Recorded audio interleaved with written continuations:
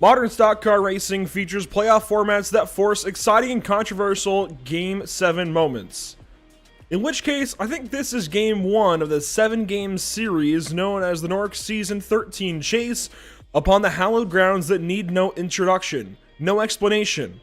NORC Season 13, Round 20 from Indianapolis is coming at you now on Pit Stop TV. Welcome to the Virtual Speedway, Indiana.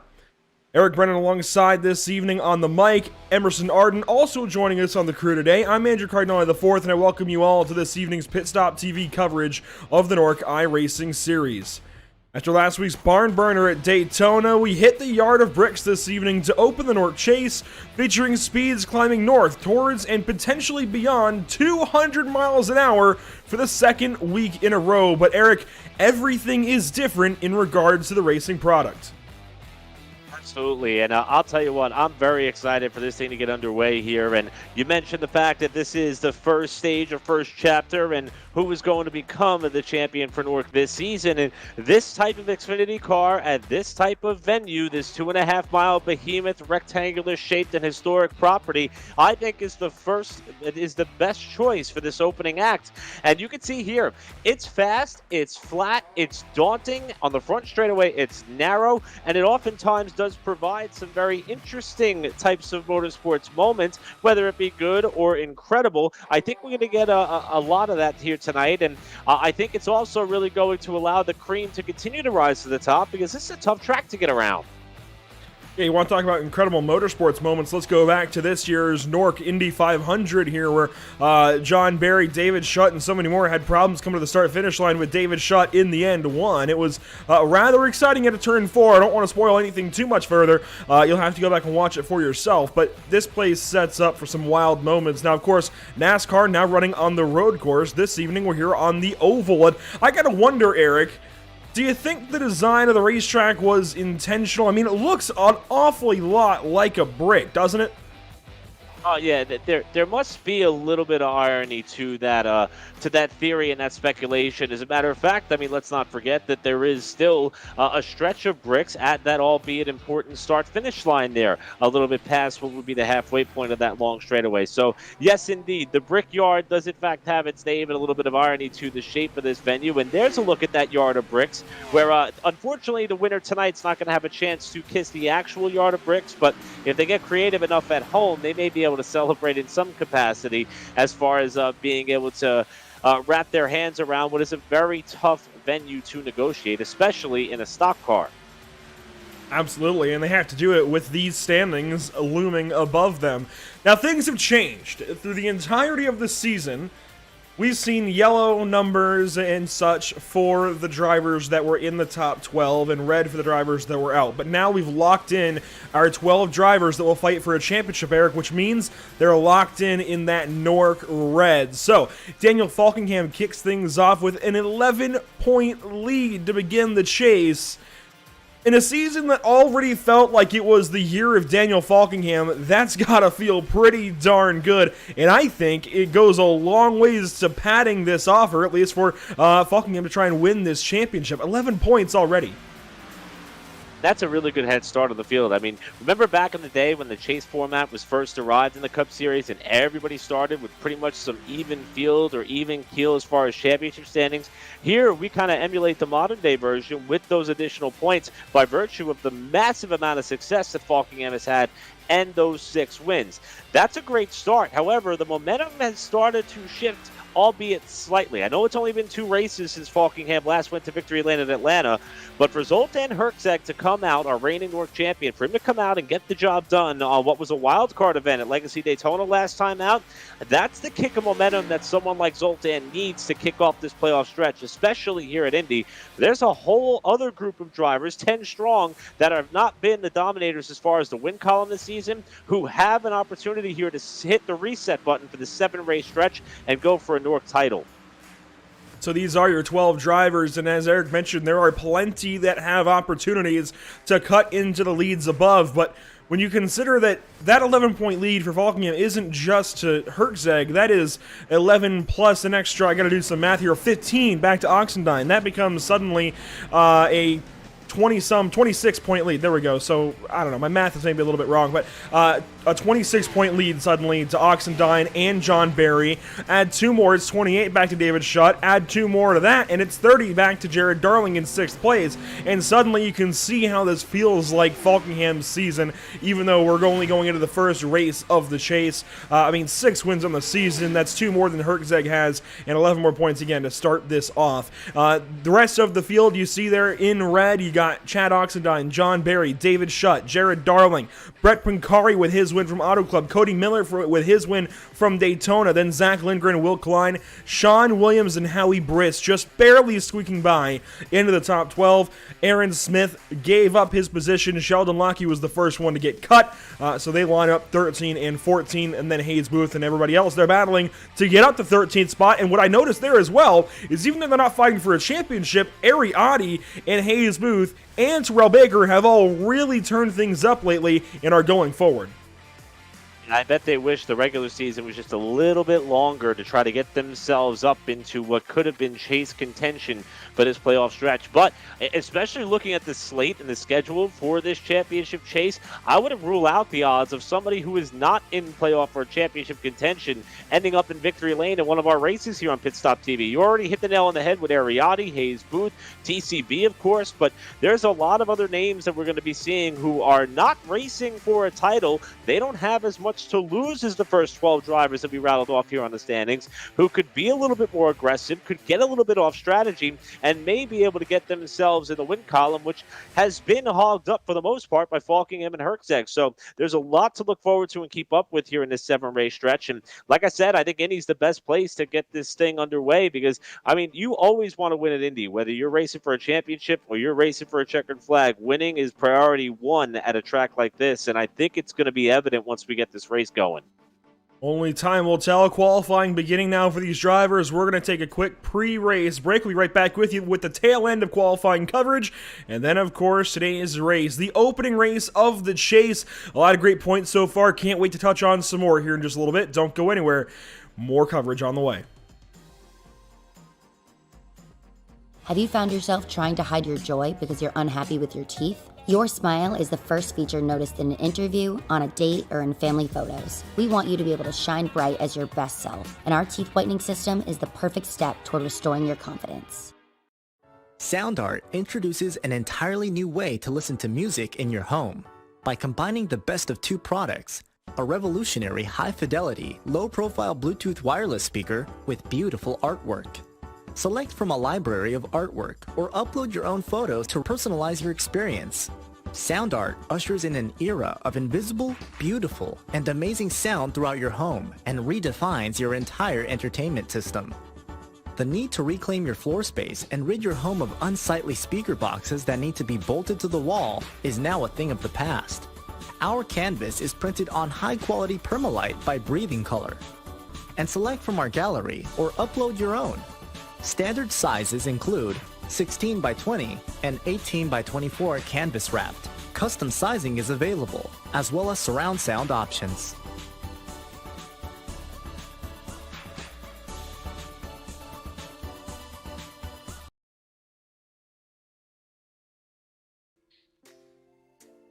Welcome back to the virtual Indianapolis Motor Speedway. You see at top of your screen there, Eric, Daniel Falkingham to the top of the speed charts in qualifying, but he is not too far ahead of Terrell Baker. 12 drivers have times in so far, a whole bunch more trying to put some times down. Qualifying underway at the Indianapolis Motor Speedway, and only a minute and a half to go here. Jared Darling now jumps up to second.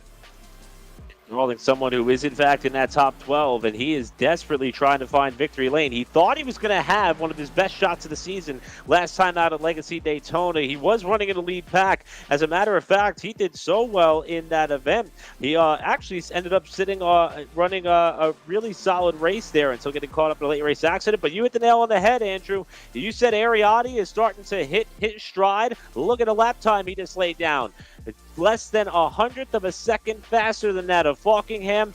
Well, we're going to try and see what Zoltan Herczeg can put up on the board as he's now entering 3. There's the number 96 car of Zoltan Herczeg working into the fourth corner now. The blue 96 right down to the white line in turn 4. You can see the yaw that car holds through the corner right up to the wall. He'll run down to the yard of bricks and try to go fastest. We'll see where he goes on the timing charts. The 96 goes not quite fastest. Where did he go, actually? He's not in the top 10 at all. It looks like he did not get a time in right there, so he must have grabbed the wall somewhere that I didn't quite catch. That was interesting. Doesn't go on the board. I don't think he's going to get a time in then. So Zoltan Herczeg could be starting 19th or worse this evening. Boy, that's going to change things up. He certainly will be. Ariati, it looks like, is going to have the pole. David Shutt, the only other car on the track that I think has a chance. He's coming out of turn 2, it looks like. Hayes Booth out there. I don't think he's going to get back to the line. Neither will Cody Miller. Actually, Hayes Booth does get there, but does he go faster? No, not quite. So that does it for qualifying, and that is about how they will line up. We'll go through the whole field here in a moment once the session transfers on over. It's done. So starting on pole. How about that for Ariati? That's got to feel pretty good for the driver of the 23 car. Daniel Falkingham, though, starting to his outside. Of course, The driver out of Jonesport, Maine, with 6 wins in the season already. It's going to be tough to top the 20 car this evening. Starting third place, it's last week's pole sitter, Jared Darling. A quick highlight from that as well. He ended up tying Femi Olot for second most poles in the NORC iRacing Series last week with his pole at Daytona. He's got Terrell Baker starting to his outside in fourth. Starting to the inside of row number 3, a new number for Tommy Gossett. He's going to be scored as the 10. He won't be visually the 10 yet. I guess we didn't quite get the memo on that one. But he is in that number 10 car this evening. Will Klein starting to his outside in the chase. He's got to turn something around for his season. Starting 7th, it's John Barry, also in the chase alongside a rookie and a driver in the chase, Zach Lindgren, in the number 85. Starting 9th place this evening, it's Spencer Ray in the 6th, with Sean Williams just barely squeaking by into the chase himself in 10th. We'll get to the second batch of drivers with David Schutt in car number 5. He's 5th in the standings, going to be rolling off from 11th position here tonight with Tom Mercier on the outside in the 68 and 12. Not one of the drivers vying for a title, but he will be looking for a win tonight. Cole Frelick's in that same category as well. Fast all season, trying to find victory lane. A roll off in 13th. Outside, Chad Oxendine. The driver came into the night 4th in points, coming back in 14th spot. Got to stay out of trouble in the early laps here outside of row 7 is Oxendine. Take you back down to the 15th starting position where you'll find Howie Briss, one of the last drivers to squeak his way into championship contention, starting in 15th in car 97. And Hayes Booth, as Andrew mentioned earlier, he's been super quick lately. He'll start outside in 16th. 17th will be Matt Hummel in the 93. Outside Cody Miller, Daytona winner, also getting into the chase by virtue of that victory. And he will roll up to 28 in 18th spot. And rounding out your top 20, Zoltan Herczeg all the way back in 19th spot with Bobby Chaney outside, rounding out the top side of row 10. Starting from the 21st position this evening, it's going to be Spencer Owens in the 12 car with Sheldon Lockey to his outside in the 69. Starting 23rd this evening, it's Jared Rashawn. Made his first start last week and darn near put it on podium. The 27 starts 23rd. Brett Pancari, Auto Club winner and Chase Contender, starts 24th. And starting 25th, it's going to be Patrick Colby to the inside of Michael Keithley. Starting 27th, nobody, because we've only got 26 cars, it looks like. So 28 cars 2 weeks ago, 27 cars last week, 26 this week. It seems like there is, I think, pretty good consistency there. 28, 27, 26. I'm sure it'll go back up next week at Texas. We'll have to wait and see. I mentioned Texas as well. We haven't gotten to this point yet, Eric.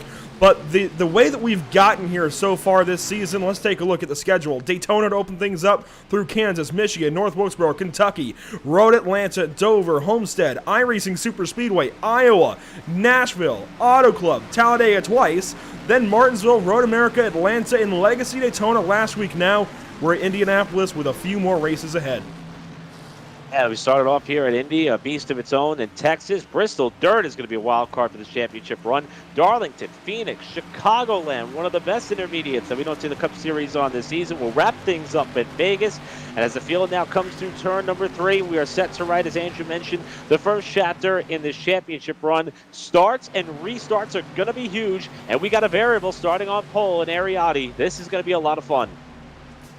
And the field works into turn number 4 for the first time as a cohesive group, and they'll work out of that 4th corner, lined up, ready to go, of course, down the famous yard of bricks to get this race started. The front stretch, Indianapolis, it's a long one. We're ready to get it started. We'll hand things over to TCB. Buddy, take it away. Oh, Brickyard, yeah!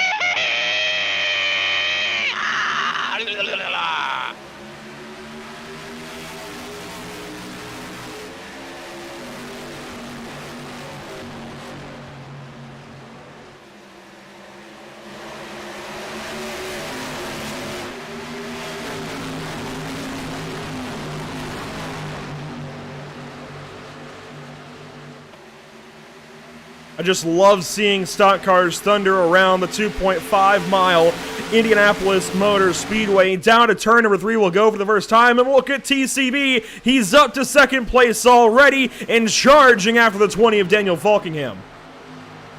about somebody who's ready and raring to go. That yeehaw gave you an indication that TCB came here to play. He wants to be the highest running driver, not having to care at all about the chance for a championship. And he is in the slipstream of surprise, surprise, Daniel Falkingham, who will lead lap 1 after taking the lead on the outside into turn 1. You don't see that often. It's Falkingham with about a car length and a half lead on an ever-closing TCB who rides second.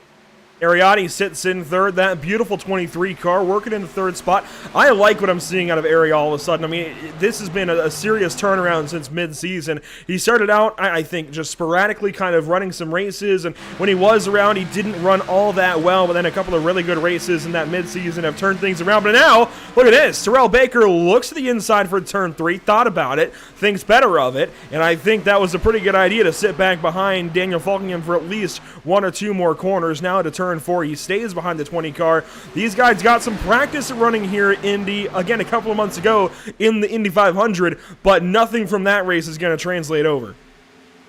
One of the things that I like that I saw there out of TCB's car is even though he didn't make the move, wasn't able to cement the pass quite getting into turn 3, it didn't break his momentum and cost him throughout the duration of the lap. He's able to get a little bit clean air there on that left front fender, gets a good drive off turn 1, looks to the inside for the lead in 2.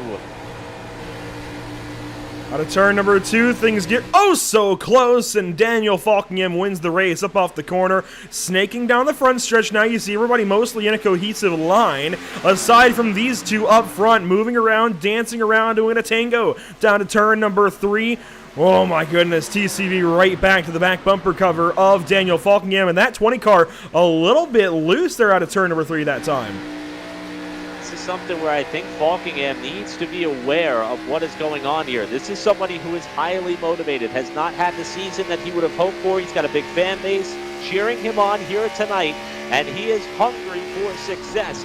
Baker wants the lead. He wants it now. Falkingham wants to try to stay out in front and start this chase off in similar fashion to how he garnered up momentum early in this season with 2 wins in the first 3 races. He's doing a great job holding off Baker, but this has been Baker's strong suit. Off turn 2, he's got another good run cooking here on the backstretch.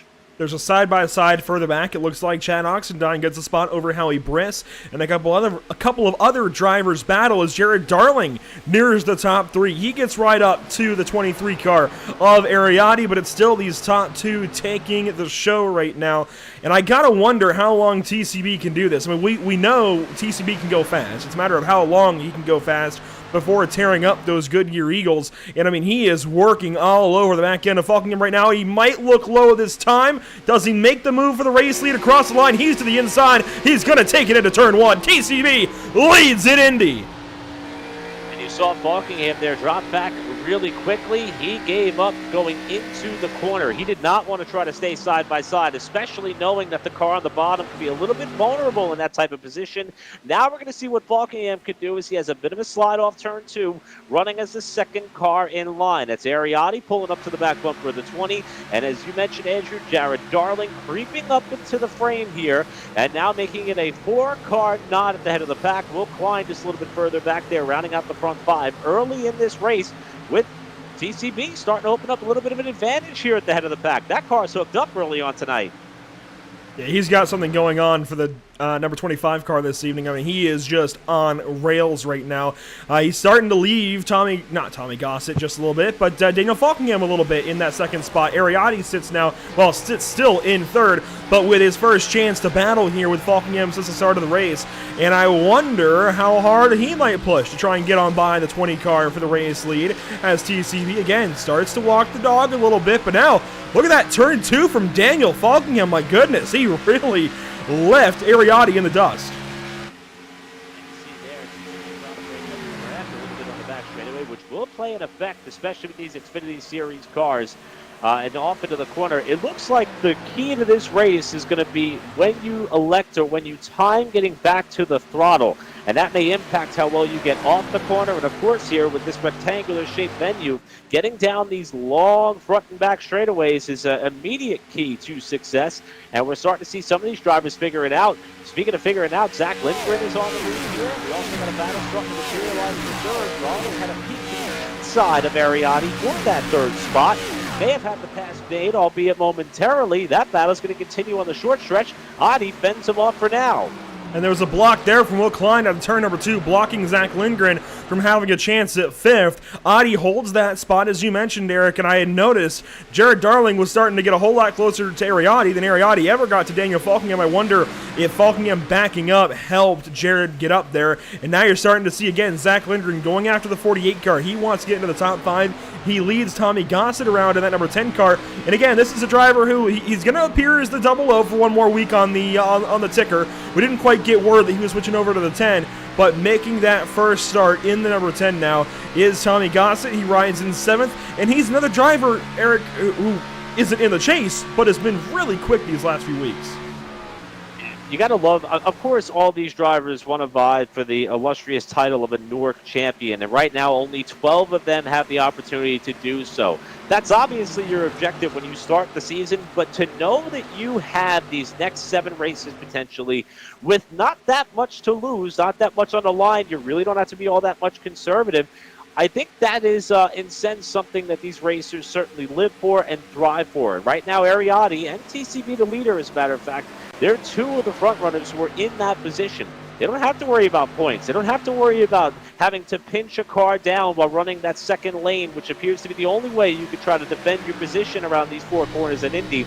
They have so much to gain by trying to end their season on a high. And you mentioned a momentum shift in your intro earlier about some of these drivers, including that of Baker, Adi, and company. And this may be just what the doctor ordered. While some of these drivers are not going to force the issue, they can. And they've proven so far here, just 9 laps in, they will. And it's been fun. So things just continuing to kind of stabilize. It looks like Jared Darling misses turn 2 just a little bit. Will Klein draws right up to the rear end of that 1 car. Maybe going to think about it to turn 3, I'm not so sure. But the momentum shift has been evident lately.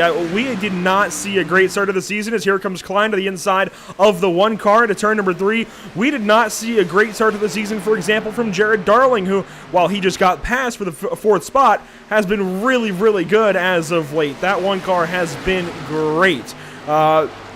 I don't know what it's been. I mean, these guys are on iRacing so often. It's not necessarily like they're out of practice at the beginning of a season or anything like that. It's just sometimes things change. There's a bit of an ebb and flow as to who's good and who isn't so good. As a caution flag is out, and Matt Hummel is the source of our first big crash. My goodness.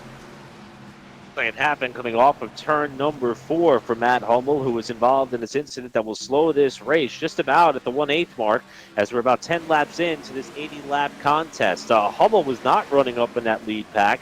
He was, however, running with Sheldon Lockie, who was someone who was vying for a chase opportunity himself. Came up a couple of spots short when the wild card dust was settled. You saw Lockie get through here. Here's Hummel by himself, getting back to the power. That car yawed out just a little bit here. Scrubs the wall on the outside. Oh!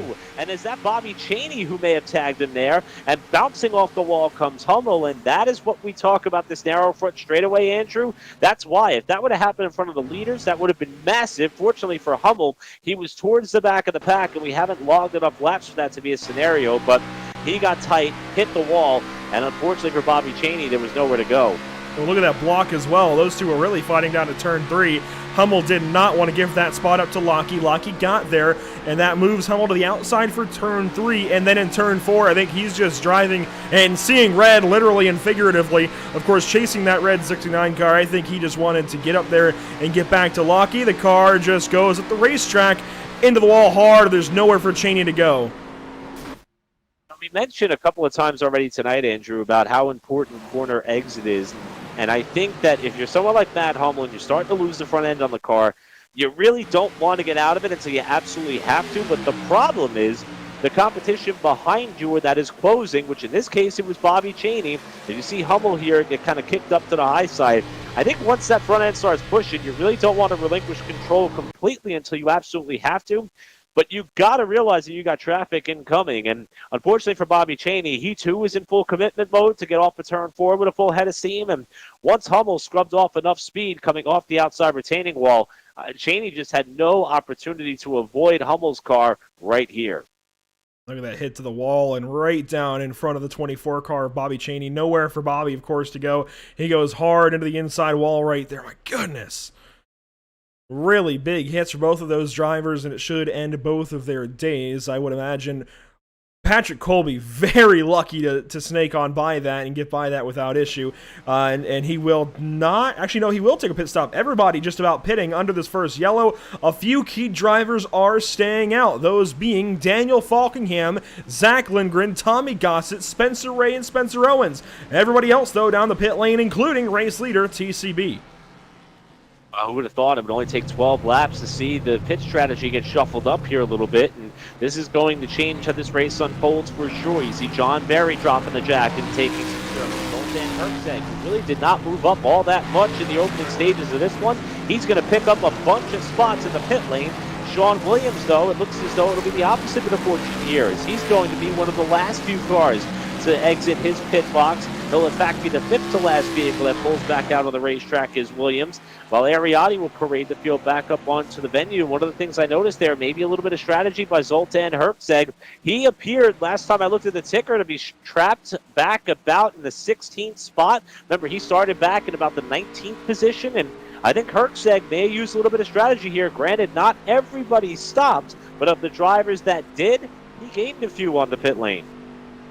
On a separate note, I do have to mention the damage to the back end of David Schutt's machine. I don't know where that came from, but you can see it a little bit here from the nose of Oxendine. I wonder how that might have come about. That's an interesting one. That kind of caught my eye. I'll be honest, I kind of spaced on everything else that was happening there, Eric, but I have to wonder where David Schutt might have been hit from the back end. Usually, let's be honest, David Schutt is a bit more aggressive. We saw that in the Indy 500 here, and if anybody is going to be doing any hitting around David Schutt, it's usually Schutt hitting somebody else. And I don't mean that in a bad way. I mean that more so as he's moving somebody to take a position. But in this case, I think it's the exact opposite. And it's hard to see, at least from my vantage point, doesn't appear to be any... when I see something like that, my first thought is maybe got up towards the wall, pedaled it, and got hit from behind. Not really seeing any right-side damage on Schutt's car, so that is an odd set of circumstances for a driver who came into the night fifth in the chase standings here. So that's going to be a bit of a detriment potentially to his night. However, he's still running up in the top 10, but we look at the field as they run.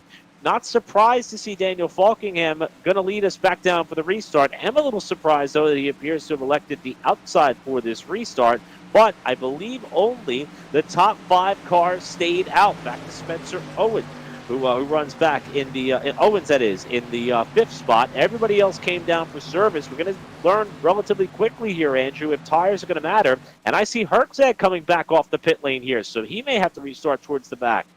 I think he was just dipping down onto the access road in turn number 2. He'll rejoin right back in on the bottom side of row number 5. But you're absolutely right. 5 cars staying out. That's back through Spencer Owens. That includes Falkingham, Lindgren, Gossett, and Ray.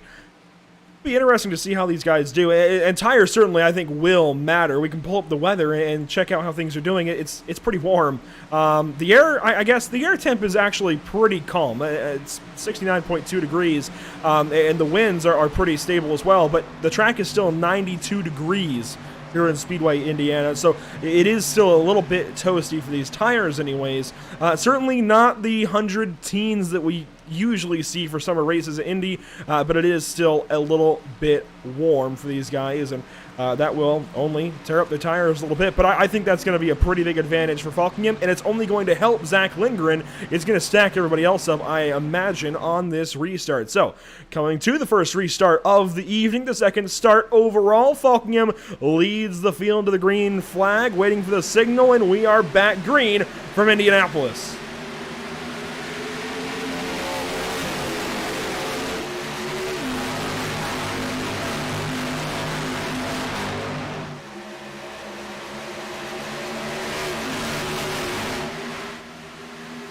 Tommy Gossett with an early move. He's down to the inside of Zach Lindgren for a moment, but out of turn 2, the 85 powers back to second place and leads Gossett down the backstretches. Look at that. Will Klein blocking. I think that was John Berry. He just blocked down to the apron. All the way down to the grass. They went as Gossett charges for second. Looked as though at that time they were trying to protect the bottom side, but here comes Gossett now, hunting the bottom side off of turn 3. Everybody's still running side by side after that double file restart, and look at this run on the outside here, trying to cement that position. keep it off the wall there. That got tight as they come off the corner. Gossett's not going to be able to make the pass just yet. Lindgren holds on to that second spot, but they've lost a second to Falkingham in just this opening lap after the restart. This battle for second will continue through turn 1.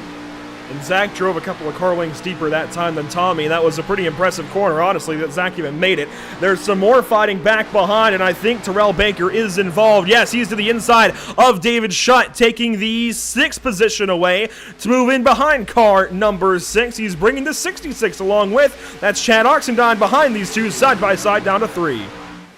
TCB, who led a number of laps early in this race, now putting his car in whatever position he needs to get back towards the front, and he's opened the door, and he's not the only one walking through it. Schutt's still pinned up to the high side. No, he's shut down low. Pun intended there to try to shut the door there on Oxendine to hold on to that spot, but TCB's charge forward is not done. He doesn't get off the corner as well as he would have liked, though. Doesn't necessarily close up on Ariati. Let's go 3 wide to turn 1. Is that going to work? They funnel back out single file. John Berry now to the inside of Oxendine. This is good stuff.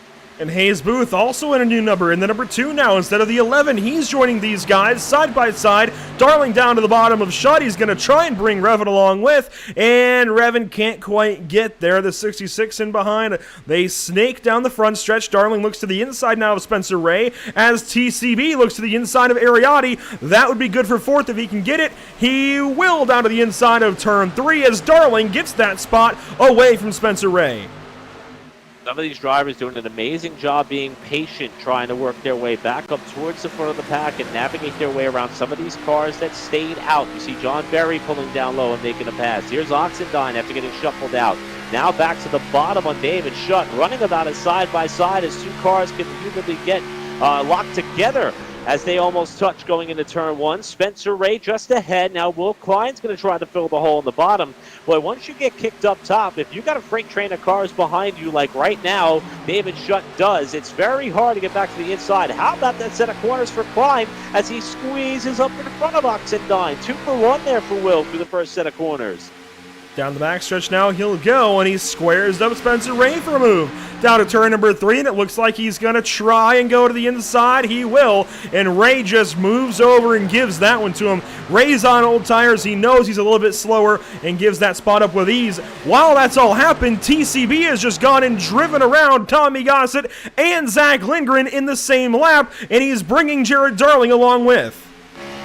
This is going to be the true litmus test to how much tires matter here, as you see Lindgren letting off the throttle before they get to turn 1, going to allow Jared Darling to move up. Or I stand corrected, that was Tommy Gossett that Darling just got around. Lindgren is in his gun sights up ahead as Jared Darling is on the same plan and the same flight path as TCB for the time being. Great run off of turn 2. Down the inside of Lindgren comes Jared Darling to try to take 3rd. But this is going to be the true test here to see how much tires matter. We know that TCB has a fast race car. Since getting up to the runner-up spot, he's already gained 0.3 of a second on Falkingham, while Darling cements the 3rd position in turn 3.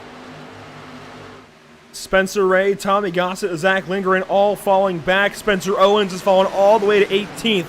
The one driver who has not lost a single position since the restart is Daniel Falkingham. He continues to lead on those old tires, now 19-lap old tires as we go on to the 19th lap of competition here in Indianapolis. Everybody else pitted on that first caution flag and is starting to really move through, continuing to really move through the field as TCB almost got the wall behind Daniel Falkingham, who also almost got the wall. I'll tell you, that gap is starting to close, and it's starting to close quickly. It was about 1.3 seconds just a lap ago, and you see here as we ride on board with TCB, he is closing up on Falkingham really, really fast. In turn 3, look at how low he's able to hug the bottom of the racetrack. You don't necessarily want to hit that curbing that's below the apron. They both nearly scrubbed the fence there, preparing for their entry to turn 4, and a huge run by Baker off of turn 4. Is this where the move for the lead is going to come as we hit the quarter distance mark? He's not quite close enough yet. Falkingham, though, may yield. Not just yet. He'll hold the lead at turn 1. Baker, though, dives to the bottom, side by side for the lead. TCB right down to the inside of Falkingham, side by side out of the first corner. Thank the trucker number 1 in behind to witness another pass for the lead from TCB. It might be 1 week too late, though. He really could have used a win last week at Daytona. We thought it was his best chance to do so, to wild card into this chase. Now, 1 week after being eliminated from contention, this 25 car is on rails. The tire's certainly helping, but remember, he went and drove by Falkingham earlier on as well. That 25 car is moving.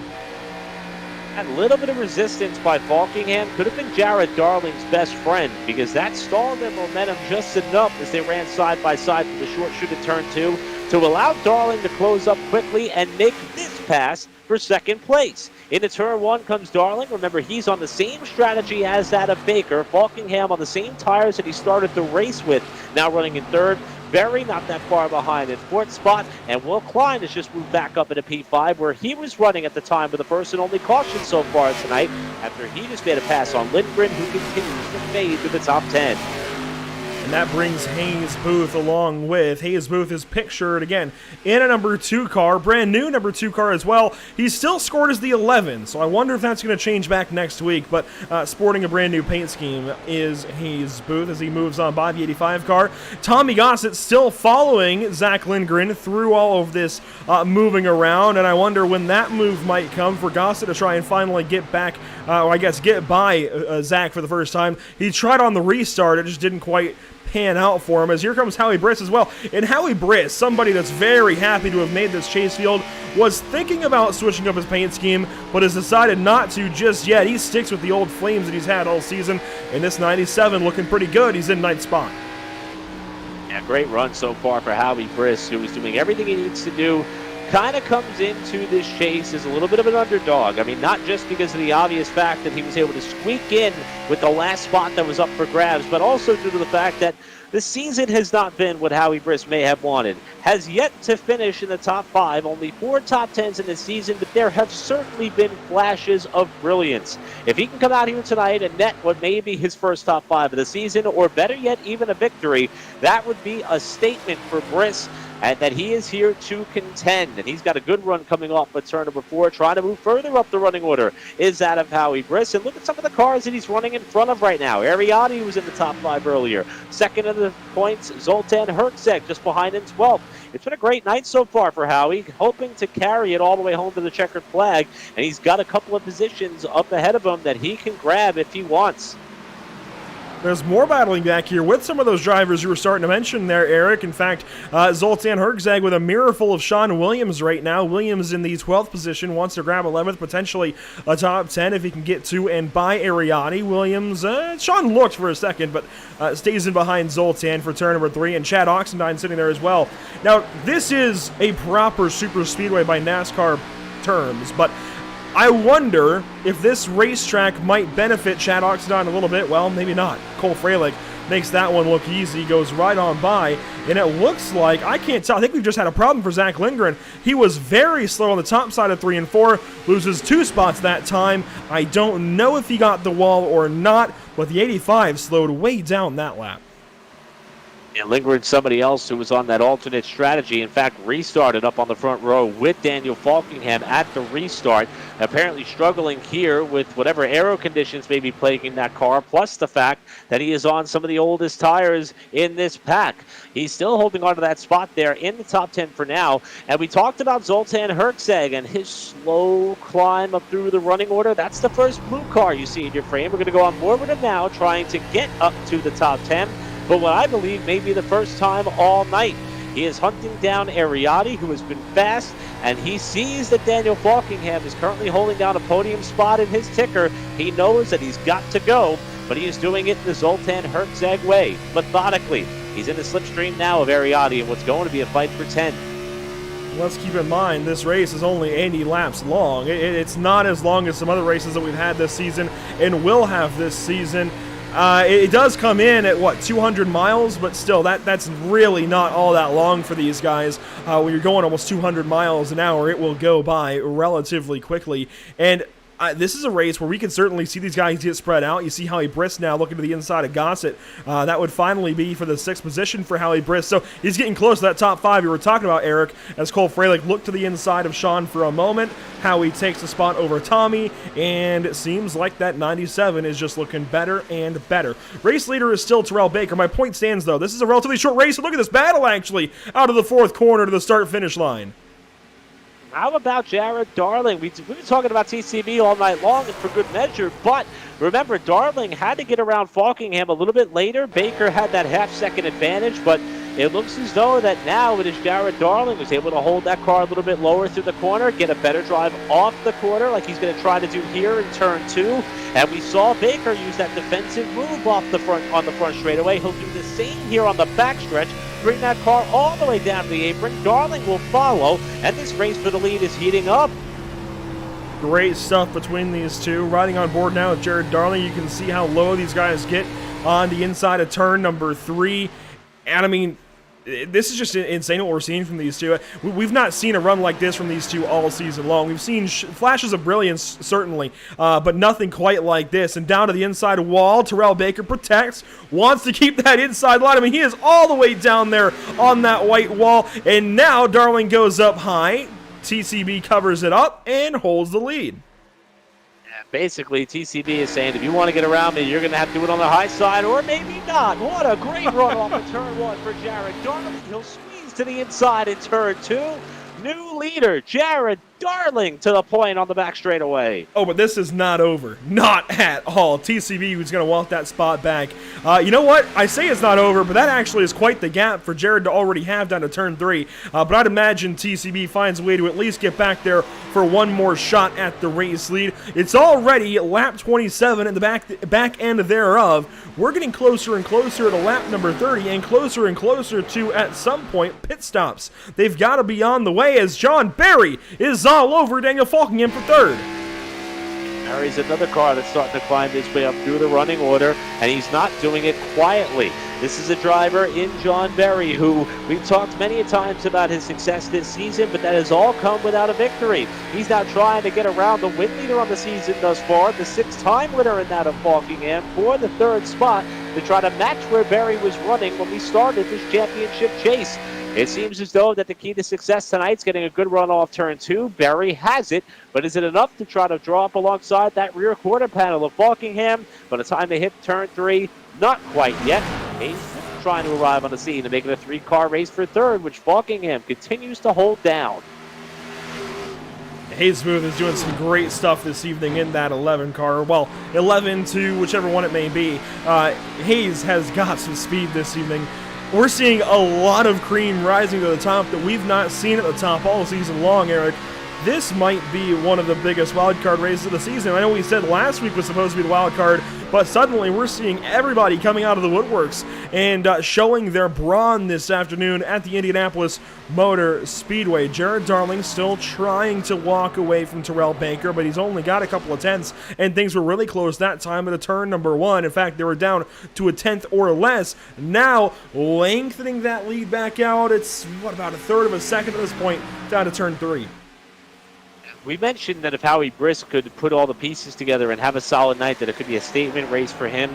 I'll go ahead and double down on that notion for the guy who is leading right now, and Jared Darling. I mean, 6th in the standings, as we mentioned, yet to visit victory lane. He was super hyped about the Legacy Daytona event last week. He knew that he was pretty much locked into the chase by virtue of his consistency all season long. But the fact that he has yet to find the winner's circle in NORC competition in Season 13 has been eating him alive. He is now in position with obviously one of the best 2 cars in this field so far tonight, as we're about 11 laps shy of halfway. This would not only be huge for him as far as his success on the season, but it would be huge for him as far as how this chase pans out, with many intermediate tracks on the horizon, the additional wild card at Bristol Dirt, a lot of tracks where Daniel Falkingham and Zoltan Herzeg have been strong. For Darling to excel in one of these few variables that make up this run to the championship, it would mean so much to him and his chances at wrapping up a title. And so far, he is climbing the gap by about 4/10 of a second over Baker. As we drop back to a fight that's happening here towards the bottom portion of the top 10 with Sean Williams and Zach Lindgren. Speaking of methods and methodically working way through the field as Tommy Gossett's going to veer into the pit lane, it looks like, and he does. Sean Williams is methodically working his way through this field. Spencer Owens also going to pit. This lap 30 coming to 31 for these drivers. They are two drivers that did not pit at our earlier caution. As you see now, Freilich to the inside of Zach Lindgren and almost making contact with the left rear of that 85 car. You'll notice now Will Klein is pictured in 24th position, 5 laps down. We don't know the root cause, but he has disconnected or dropped out of this race, and that can only spell bad news for the driver of the 48. Patrick Colby also is 33 seconds back of the leaders. I wonder what's happened there, but he does go by those drivers in the pit lane as Lindgren loses that spot, and now Zoltan Herzeg rolls in behind the 85 car. So Zoltan had been passed by Colt Freilich and Sean Williams, as here comes Zach Lindgren.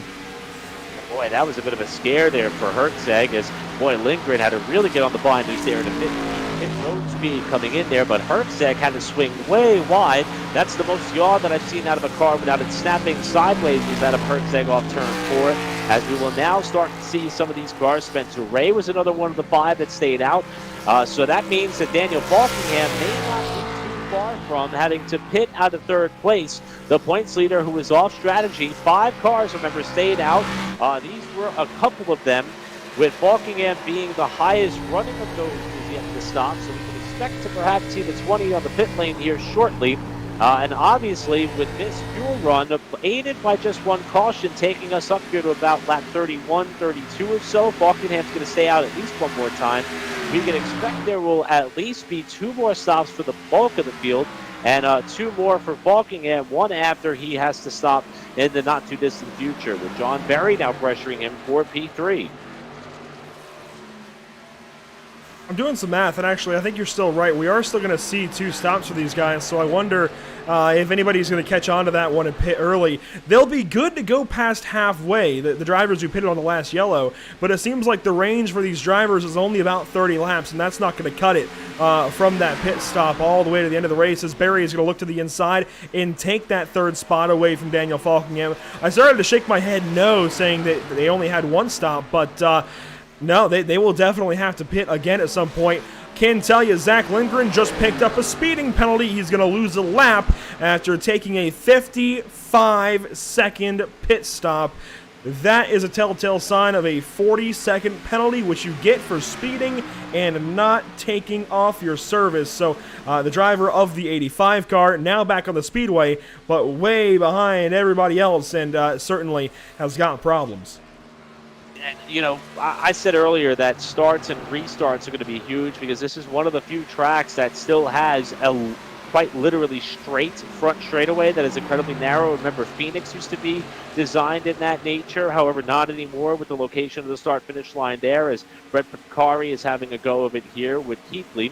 But I think getting onto the pit lane is another huge moment for this race, especially if it happens under green. I mean, you're pretty much on the same straightaway as the start-finish line.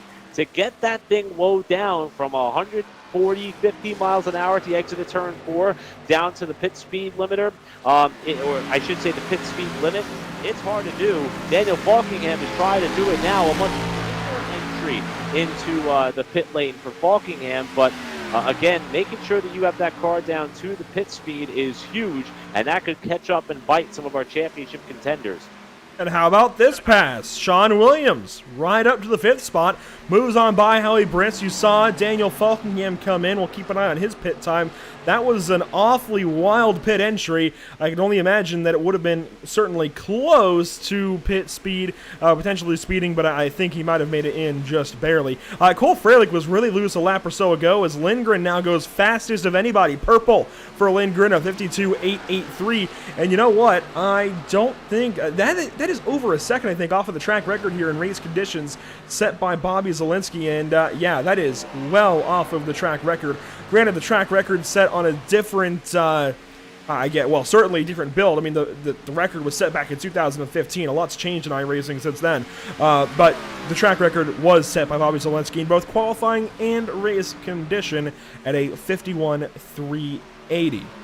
It's lap 36 of 80, and I have to wonder, Terrell Baker is sliding way back. He's lost second place. How much further does he slide here before pit stops? You mentioned earlier, Andrew, kind of worried about the level of aggression and tenacity that we saw out of TCB early and what that could do to the tires that are underneath that car. Now, granted, the early caution that allowed him to pit, we never got to see what that car would do on a quite literal long run. We're starting to see it now. That car has really good short run speed, especially on new rubber, but right now, as the car starts a lot more laps, as Cody Miller is going to wrap up service here. Going to be joined by Tom Kurtz here, almost getting squeezed out into the pit wall as they came off the pit lane and out of their respective pit stalls. But as we start to see some of this long run materialize, you see Baker there losing a spot down in the turn number 1. And looks as though that car is starting to push up pretty wide up off the corner. He's got about 2 seconds of breathing room. That car that just got by him there are some of the cars that Spencer Ray, who was rocketing his way through. Fresh tires seem to matter tonight a lot. Herczeg now second in points, in for a stop. Yeah, I think we're starting to see what these drivers that did pit on that caution flag earlier, I think, are realizing they can't go quite to the end. May as well cut a little bit short here and cut the run up and save yourself some tire life. So here comes Zoltan Herczeg, and Falkingham goes fastest, and it looks like Falkingham likely did not speed. His pit stop was rather normal as opposed to that of Lindgren. Patrick Colby is, oh my goodness, I wonder for Patrick Colby. He is getting passed up by Spencer Owens here, and that car has a lot of damage. I think something happened off of the restart for the 9 car, and he is mired way back in the field. Jared Darling still leads. Pit stops are looming for these drivers. We're going to take a quick step aside. We're going to go side by side, in fact, here on Pit Stop TV. And don't worry, that is not a pass for the lead. That is Spencer Ray, a lapped car going on by race leader Jared Darling. It's lap 38 of 80.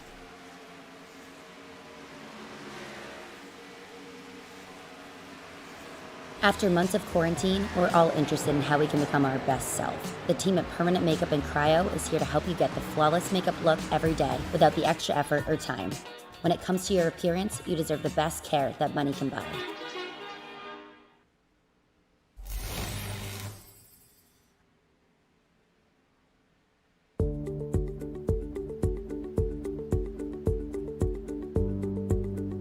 Sound art is a product that is a speaker and it's art. We combine it together and we call it sound art. What makes it so unique that any picture can be your speaker? Sound art gives you the high quality sound without the ugly speaker. This isn't a picture with a speaker, the picture is the speaker.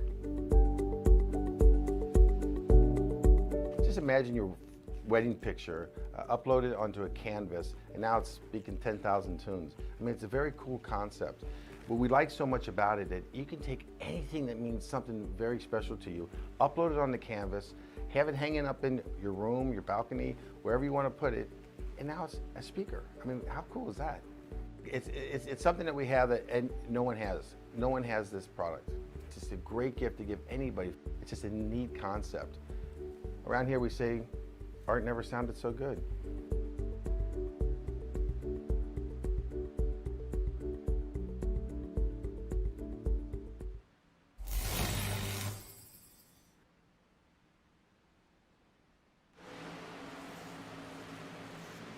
Welcome back to the virtual Indianapolis Motor Speedway. You may have just seen it on the back end of that quick side-by-side, but Jared Darling has just pitted from the race lead, and the number 1 car is on the pit lane, taking service, taking right side tires, in fact, right now.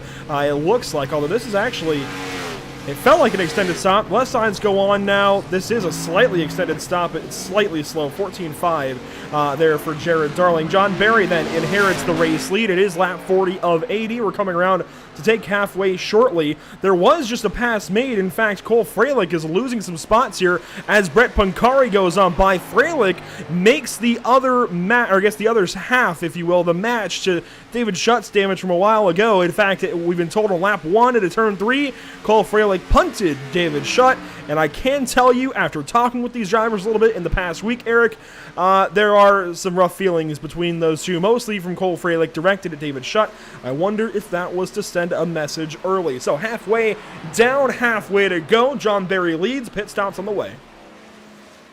Yeah, lots still to look forward to here, and now that we've seen, a driver like that of Jared Darling stop, I mean, we've seen, I believe, Daniel Falkingham stretch his fuel number we'll call it about 33, 34 laps, maybe by at least 3 or 4 laps of caution. So we know that these guys are going to have to stop. And this race, it may come down to a bit of a strategy move here. We've seen how much the difference maker tires have been, but we can start to see some guys come down with about 10, 12 laps to go or so, and maybe just go for maybe a short fill, maybe elect to forego tires. We may see guys take 4 tires and try to make up that gap in that late stages. Again, all this is contingent on the race staying green, which, you know, NORC has had a bit of a reputation of doing so this season in a lot of their races, and Indy may be tough, but this may be one of those strategy events here, and what a way to kick off our championship chase, and with some new players in the mix, with some strategies to keep task on, and some great racing going on as well here as David Schutt's trying to pick up a spot in the top 10. And how about this? Michael Keithley, granted it's in the middle of some pit stops moving things around, but Michael Keithley taking the 9th position away from David Schutt. Schutt wants it back. Very strong run so far out of Keithley. We don't talk about this guy very much. Let's give him a quick moment here. He started in the 26th position out of 26, dead last. He's gotten up to 9th place, though, and this 53 is looking pretty clean. A little bit of right front damage, a tiny little bit there, but in the 9th spot, he's clearly got some speed if he's run up to and by David Schutt. Talking about guys who may not be in championship contention, but they're trying to end their season on a strong note. And Keithley is one of them. He is somebody who, coming into the night, who we've seen have flashes of brilliance. I remember at one of the big super speedway races that we had, as he just scrubbed the wall there while trying to apex the corner to fend off Schutt. Now running way up high off of turn 2. Ooh, look out, that got close off the corner. And these two are going to play around with a little bit of the side draft on the back straightaway. Schutt having the advantage down low. This fight will continue off into turn 3. But Keithley is someone, oh my goodness, this is good stuff. Keithley is someone who is trying to turn the stack column around in his favor. He's going to lose the spot here, stay up in the top 10 for now, may try the crossover in turn 4, but to no avail. Schutt will take 9th. And Schutt, it looks like, is going to drive off of turn number 4 and start to gap that 53 car just a little bit. I like that you were bringing up some other alternative strategies there, Eric. I really do, because he brought up some that even I hadn't thought of just yet, as far as potentially taking fuel only on a stop and moving things around in that regard. I had really only considered these guys taking 4 in fuel, but I think you might be onto something. John Barry is about to hit his limit along with everybody else who pitted on that yellow flag. They could be trying to get to where they only... Oh, man, it's going to be so close. If they have saved fuel, they are going to be right on the edge. We've got 36 to go this time by. They can go 33, and they're about to eclipse 33. Now John is going for that 33rd on to 34 lap. So if he comes in this next time by, that'll be 34. If he goes one more, he might be able to split the difference. Yeah, definitely going to be keeping our eyes on this here, as that could, in fact, be a race-winning move. Here's Howie Brisk, one of the championship contenders, coming down for a stop. He was having a strong run up to the top 10 earlier. Looks like he's going to try to make his bed here. And another car that's going to make their way down onto the pit lane. This is one of the impressive newcomers to this series that we were talking about there, Andrew. And Jared Wishon, who has been turning some heads here in his few starts so far. Looks as though he might have a little bit of damage towards the back of the right rear of that car, if I saw correctly, but he too is going to stop here, and we'll see if this car can make it to the end.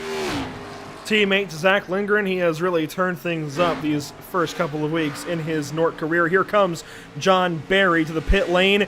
This is oh so close. He's going to have 35 to go in his run when he gets back out there. Along with TCB, this was the move for everybody. This is going to be right on the edge of making it. They knew their fuel number. They have hit their fuel number. And somebody who's going to go beyond it, how about Sean Williams going a little bit further? He's got insurance. I like this from Sean. He's going to be able to push just that little bit harder. He's saved just a little bit more fuel. He brings Ariotti around. He brings Repankari around. He brings Chad Oxendine around. These 4 drivers are the best on fuel so far. They might be the ones who can go the distance. So we're looking at a fuel strategy game. It's not going to be won without a caution, certainly, by Daniel Falkingham, who now sits in 5th and will cycle around to the race lead here momentarily.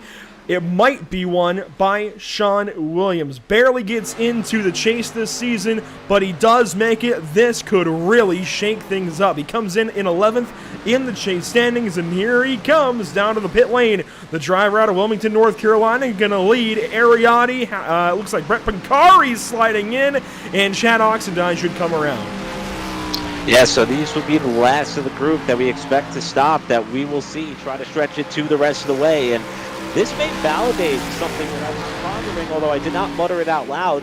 Ariotti was one of the fastest 4 cars to start this race. He was running in the lead pack. However, after stopping under the person on the yellow, didn't see that car rocket to the front like we saw a TCB and company. And I wonder if that was a little bit of preemptive fuel planning by Ariotti, who is one of the last to stop. You see Pancari there up on the jack. Now we're looking at Ariotti who has stopped, and you were right, Andrew. We also saw Oxendine, one of the championship contenders, come down for what will be this final wave of cars that we will expect to try to stretch to the end.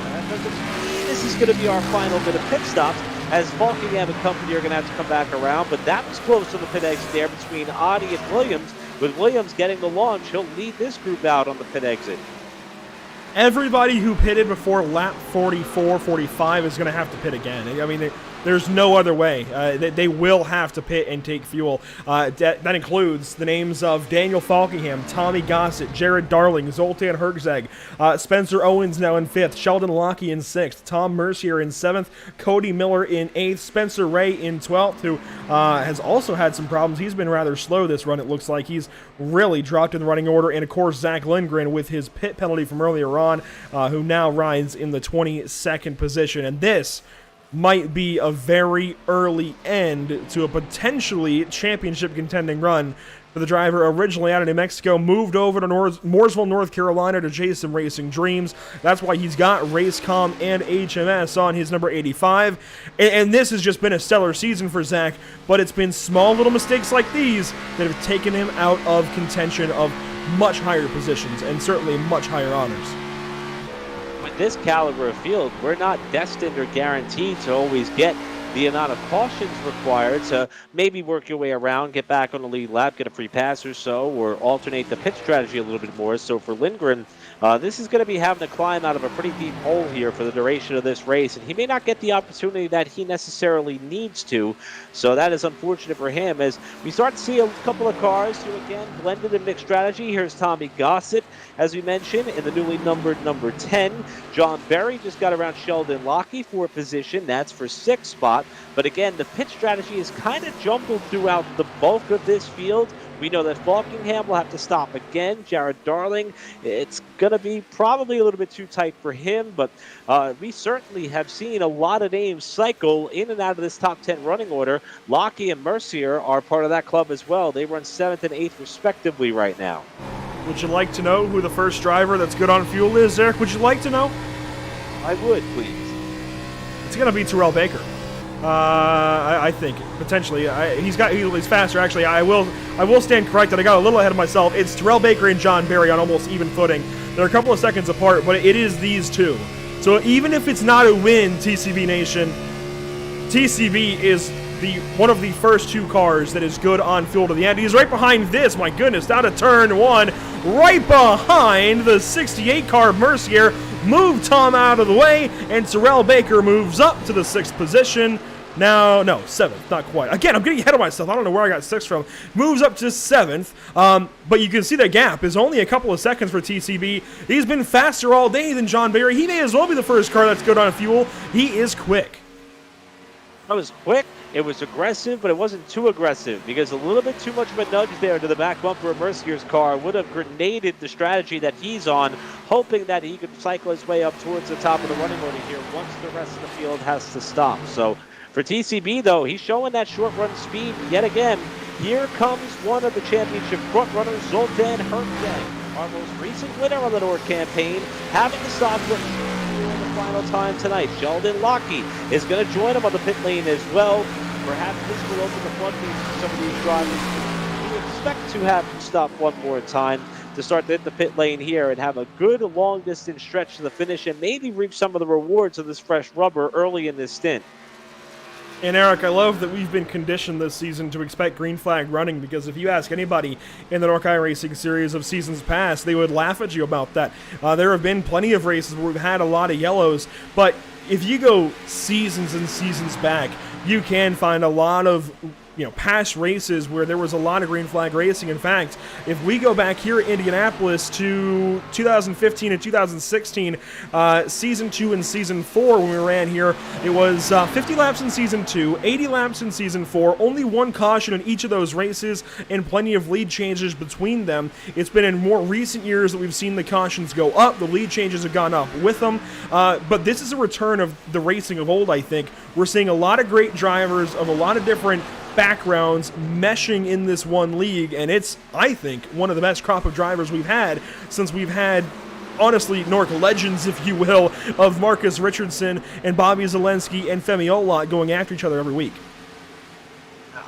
Ever since I joined the team here at Pit Stop TV, we've covered a lot of stock car racing series before, and not to throw any shade at any other series that we have on the platform as well, but when NORC was added to our arsenal of lineup of events to cover, I was hooked. And it started at the season opener as well. The first race that we covered at Daytona. From there on out, some very tough racetracks, some venues that often will catch the most experienced and first racer off guard. And each and every week, NORC tends to find a way to deliver. I remember back at Homestead, we thought it was calamity. We thought it was going to be absolutely calamity in the seventh race of the season. It turned out we only had a couple of cautions. Everybody was pleasantly surprised. And it was just insane how well the these drivers can be on some of the most toughest venues. You watch other series compete on the open here in England, you'll see 9, 10, 11, 12 cautions in an 80-lap race, no problem. These guys so far, only one yellow. It brings the strategy into the mix. It forces these drivers to have to think about some scenarios that they may not have practiced throughout the week, and this is certainly going to be one of them. And it's allowing the level of competition to be as strong as it is. And for us, watching, commentating, for those of you who are viewing along with us, it's what makes this series so much fun. And we are still in for what should be a very exciting 35-plus run to the finish, as we are starting to see TCB make some more noise as he gets a great run off the corner to get by Owens for 5th. So Spencer Owens loses that 6th position. TCB goes on by, and the gap is narrowing. It's going to show Owens for a moment, but that is the live gap up to John Barry. It's just under a second, and it's closing. TCB is on the way for that 4th spot, and along with it would be cycling around to eventually the race lead. However, the harder TCB pushes, the less fuel he's got, and these guys are on the edge. Daniel Falkingham does lead. It's lap 55 now of 80 as these drivers come around and complete lap 54 for themselves. And Daniel Falkingham, while these guys are across the line, Daniel Falkingham is exiting turn number 2. He he certainly cannot lean back and save enough fuel, but he can try and just run, going to say it, balls to the wall, and just go as fast as he can and try and make up as many positions as he possibly can. He's got 11 points, though. Keep in mind, he's got at least 1 or 2 mulligans here of points back to everybody else, and that 11-point gap is only back to Zoltan Herczeg, and he's not even in the top 10. Zoltan is back in 19th, the last car on the lead of the lap. So if ever there is a race for Falkingham to have to kind of backpedal, this is the one that it might be okay. Herczeg just has not been able to nail down the setup and the route to get around this racetrack here tonight with this style Xfinity car. He started back here. He started back in 19. We saw him on the racetrack. Just not sure why he never got a lap in, per se, in qualifying. And under green, he worked his way up to 16th by virtue of some pit cycling. He was up in the top 10, albeit momentarily. However, I do believe that he did stop for what should be his final time relatively early compared to some of the names at the top of the pylon. So we could expect to see him cycle through a number of cars before the finish. But let's remember, guys like Baker and Ariati and company, they stopped already for their last time. So barring something spectacular or them not making it to the end on fuel, Herczeg may have to try to salvage his finish here tonight and hope that Falkingham has a little bit of a falter here on what may be his last stop. But we still got some great racing going on with Howie Briss and Cody Miller going at it here in turn 3 for a spot up in the top 10. Ariati watching it all unfold. And a lot of tire mismatches here as Adi drives around Cody Miller, Daytona race winner. Pancari going to come along with. For context here, Howie Briss pitted 11, now 12 laps ago, this time by the stripe, but I think that is 1 lap too soon. It's right there with Keithley, and I think they might be 1 lap further short than everybody else. Sean Williams pitted the lap after, and I think he is good to go, along with Ariani. Remember, those two battled out of the pit lane, and Cody Miller certainly is nowhere near good on fuel. So I would imagine that if we're watching this battle, the battle that will be preserved here is Ariati and Sean Williams. If Brett Pancari stays in this little battle, he might be running out of fuel right there at the end. Pancari just, I don't know, my bad. I'm talking about Briss, might be a little bit short. Pancari might be a little bit short as well. Pancari did come in 1 lap earlier than Williams and Audi. So this is a big mismatch. This is how confusing it is to try and take in. Everybody, it seems like, is coming in on different laps, and there's a lot of different ranges for these drivers. Now, that's certainly something we're going to have to keep tabs on here as we see Tom Mercier just in front of this pack has just pulled off. He's going to come down for what should be his final stop of the night. And I will tell you, though, remember we were watching that race off the pit lane between Sean Williams and Ariati. Adi was able to get up and around Williams. I mean, it's almost like you're running a sports car race here. Granted, everybody's on the same, even keel as far as the equipment that they're in, but you almost have to be aware of who's on the same strategy as you and, maybe not push too hard. I know that we're pretty confident that Williams and Audi and company can make it to the end. They got that insurance lap in that you were referencing there, Andrew, but you also want to make sure that you're up to and past the group that you're definitely going to be in the mix with should things stay green to the finish. But you don't want to push too hard like we saw TCB perhaps doing early on and maybe run yourself dry at the end. So a lot to keep tabs on, not only for us as the people who are fortunate enough to bring this event to the masses, but for these drivers and competitors. They got to stay abreast as to who's doing what as well. I know that they want to focus on their own doing as Cody Miller comes down, but you also got to be aware of what the competition's doing. And again, Cody Miller coming down. He is quite a ways short on fuel, so he's got to come in here with 20 or so laps to go and take a fuel stop as well as tires. That brings Spencer Reid on the pit lane along with. I think we may see Zach Lindgren try and stretch this as long as he potentially can. He sits in 21st, 1 lap down, but it would be in his best interest to go a little bit long, I think. No, actually, he has just pitted recently, so I'll take that back. But some of these drivers further back that maybe don't have a chance of racing up their way through the running order, they could stay out here in case we get a yellow. And if they can save fuel and go a couple laps extra, it could really work out for them to get back on the lead lap. And, of course, cautions breed cautions. We've seen it here at Indy in so many races for the NASCAR National Series, be it the Cup Series, the Xfinity Series, or not the Camping World Truck Series, I suppose, but we've seen it in so many races here at Indianapolis where cautions breed cautions. As soon as you get these drivers back around one another at a place like this with 20 or so laps to go or 10 laps to go, the intensity ramps up and they make some interesting moves. Speaking of some interesting moves and drivers working around each other, TCB working on John Berry. It's inside half a second. And TCB is someone who has been on the charge. He is trying to get up there and get to this lead by virtue of, regardless of what type of strategy the cars up in front of him are on, and he is starting to motor his way up towards the head of the pack here as we will hit 20 laps to go this time. Now, it appears as though that Daniel Falkingham, judging by the timing of scoring ticker, has come down the pit lane this time. So our championship point leader, yes, he is on the pit lane. He stretched it out just about as far as he possibly could, or maybe even trying to split this stint here in about half. That way he could, in fact, have some of the freshest rubber throughout the front runners. But he is down here for service. You saw the right side going up, so definitely taking tires. That's going to give Jared Darling the lead. But we're going to go back up here and watch John Berry, and as well as TCB and Hayes Booth, another name that you mentioned in the intro here, Andrew, that has been turning a bit of a corner here lately as far as results. Been very fast as of late. Not one of the championship contenders, but certainly a race-winning contender here tonight. Yeah, it's kind of interesting in his rookie season as well, that especially after his struggles, we're talking about Hayes Booth in the conversation to win a race. Here he goes. He might have the run on TCB. He does. Down to the inside of the 25 car, down the front stretch, and Hayes Booth is going to take that spot away, and he is sat back Hayes has been very consistent over the course of this run and has saved his stuff. Hayes Booth might suddenly be the favorite to win this race. These three drivers are your top three in terms of fuel to the end, and my goodness, this 2 car is moving. Maybe that number change is exactly what Hayes needed in order to finally put all the pieces together here. That Ford is strong tonight, and he has cemented a move around TCB, who led a number of laps to kick off this race. And it appears as though that just, you know, once they get some laps on the tires, TCB just does not have a middle to long run car under his belt tonight. On the short run, that thing is a rocket ship. He is one of the few who may be hoping for a late race yellow here at a time that may suit his needs. This group might do it. Back, this 4 or 5 car fight here, this may be what could be a cause of our next yellow, because Spencer Ray is hanging it out here up top. He, I believe, is not involved in this mix in that 6 car. Brett Macari is trying to get through here as well. And that's Ariati, who is kind of got the left car Ray sandwiched between he and Macari right now. That's 8th and 9th.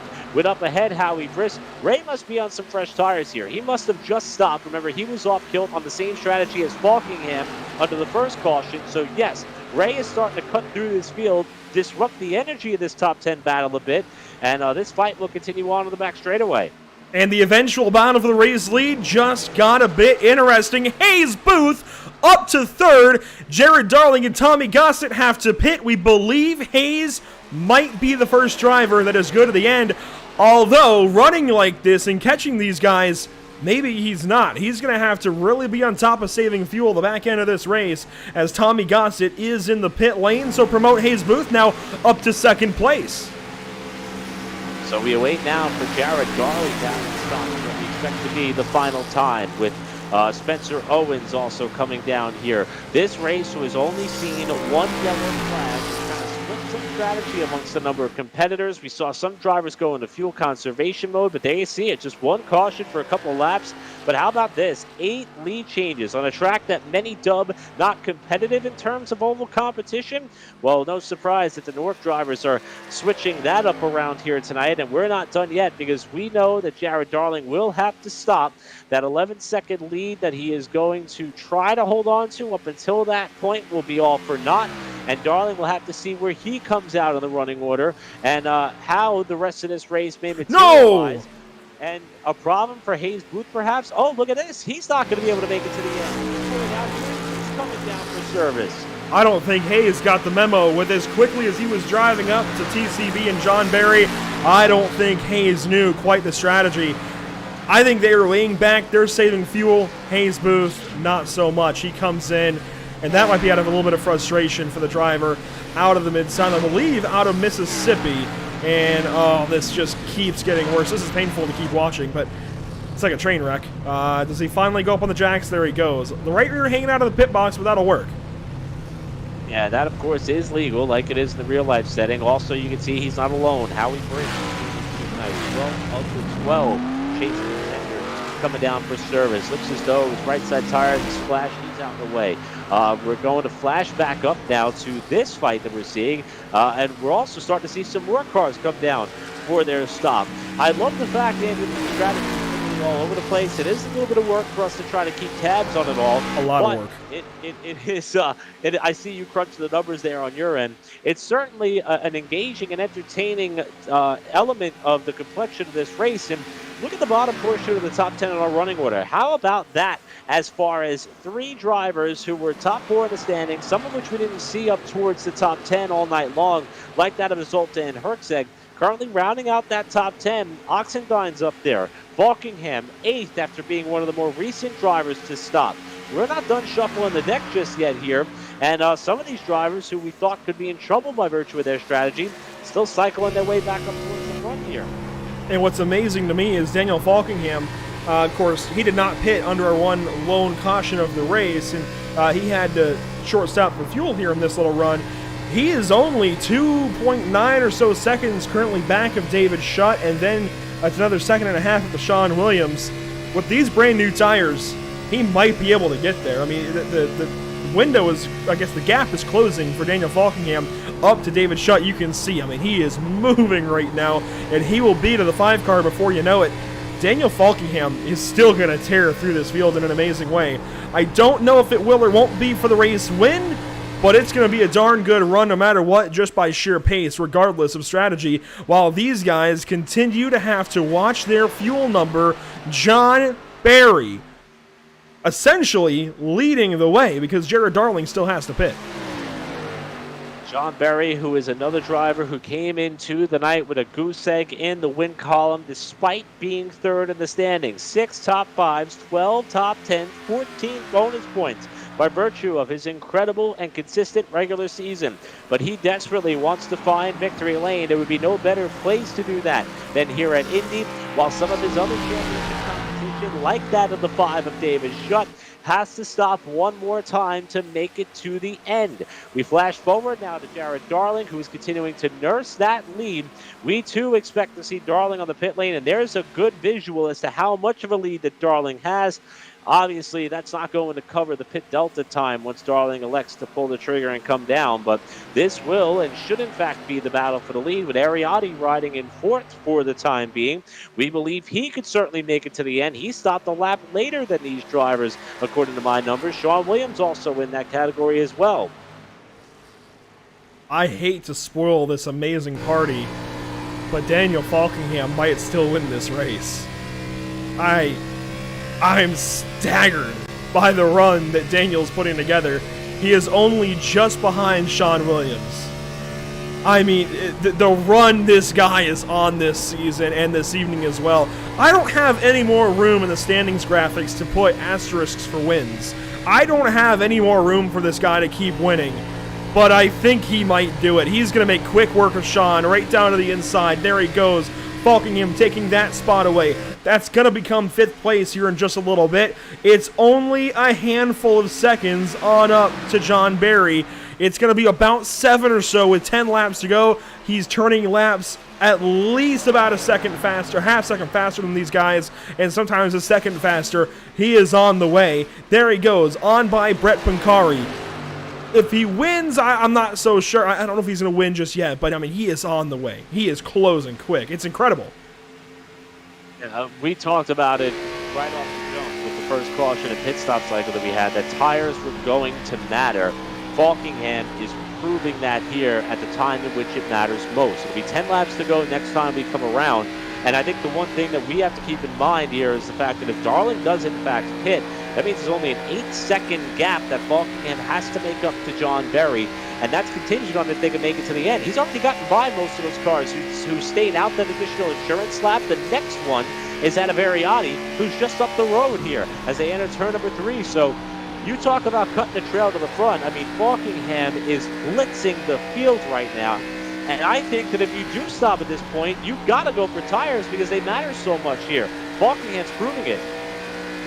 Yeah, I mean, he's proving how much tires matter. And here comes Jared Darling, finally on the pit lane, is the driver of the 1 car. There you see him out of Illinois, comes in for service.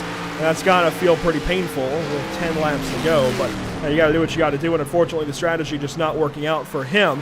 This is the battle for the race lead and possibly the race win. Falkingham is only 5.2 seconds back. With less than 10 laps to go, I think it's going to work out to at least battle with these guys as they're on fumes here at the end. Falkingham is already passing Arriati down to turn number 3. He's only got 5 seconds to go to TCB. Where that tire advantage starts to equalize amongst the 2 that are still in front of them, and do they have enough fuel to make it to the finish?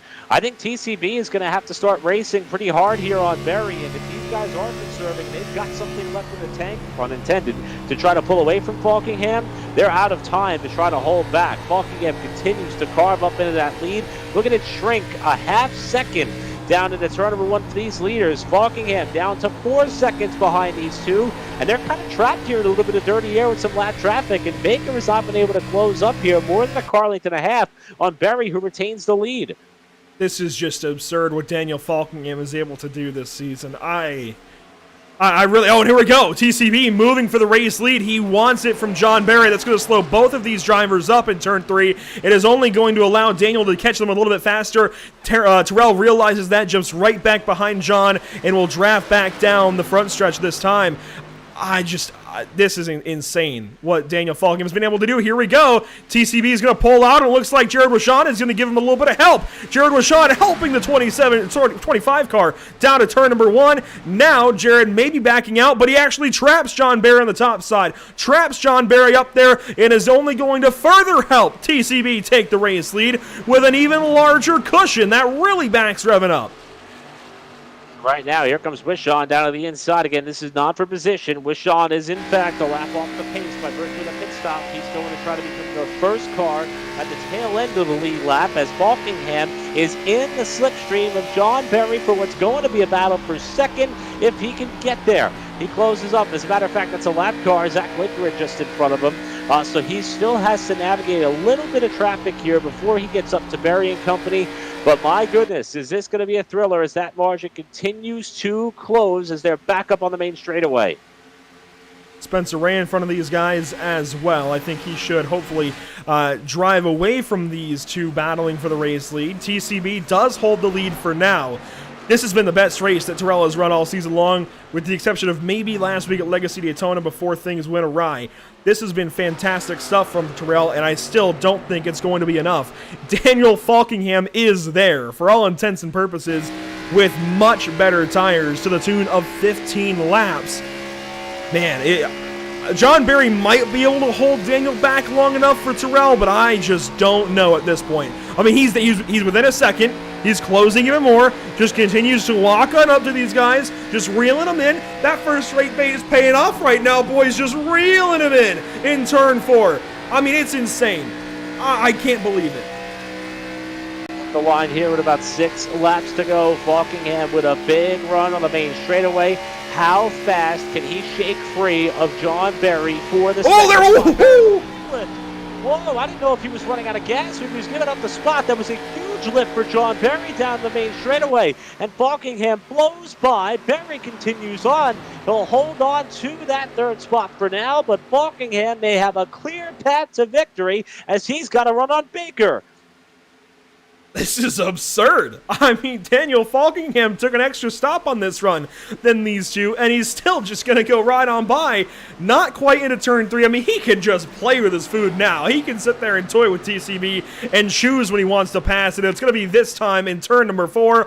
The blue number 20 down to the inside of the blue 25. And Daniel Falkingham is in the lead and just 5 laps away from a 7th race win. Hey, TCB isn't quite done. He wants to fight back. He wants to go down with some dignity. TCB's not going to give up yet, but down to turn number 1, this is going to be a tough road to hoe to try to get on the inside. He's going to give up the top spot. Daniel Falkingham looking for his 7th win on the season, looking to start off the championship chase with a win at one of the most difficult tracks on the 7-race slate. He pulls away from TCB off of turn 2, down the back straightaway, and even if a caution was to fly now, I still think Falkingham has the edge over the field as he is trying to get that car to the line late enough to cement a victory here at the Brickyard.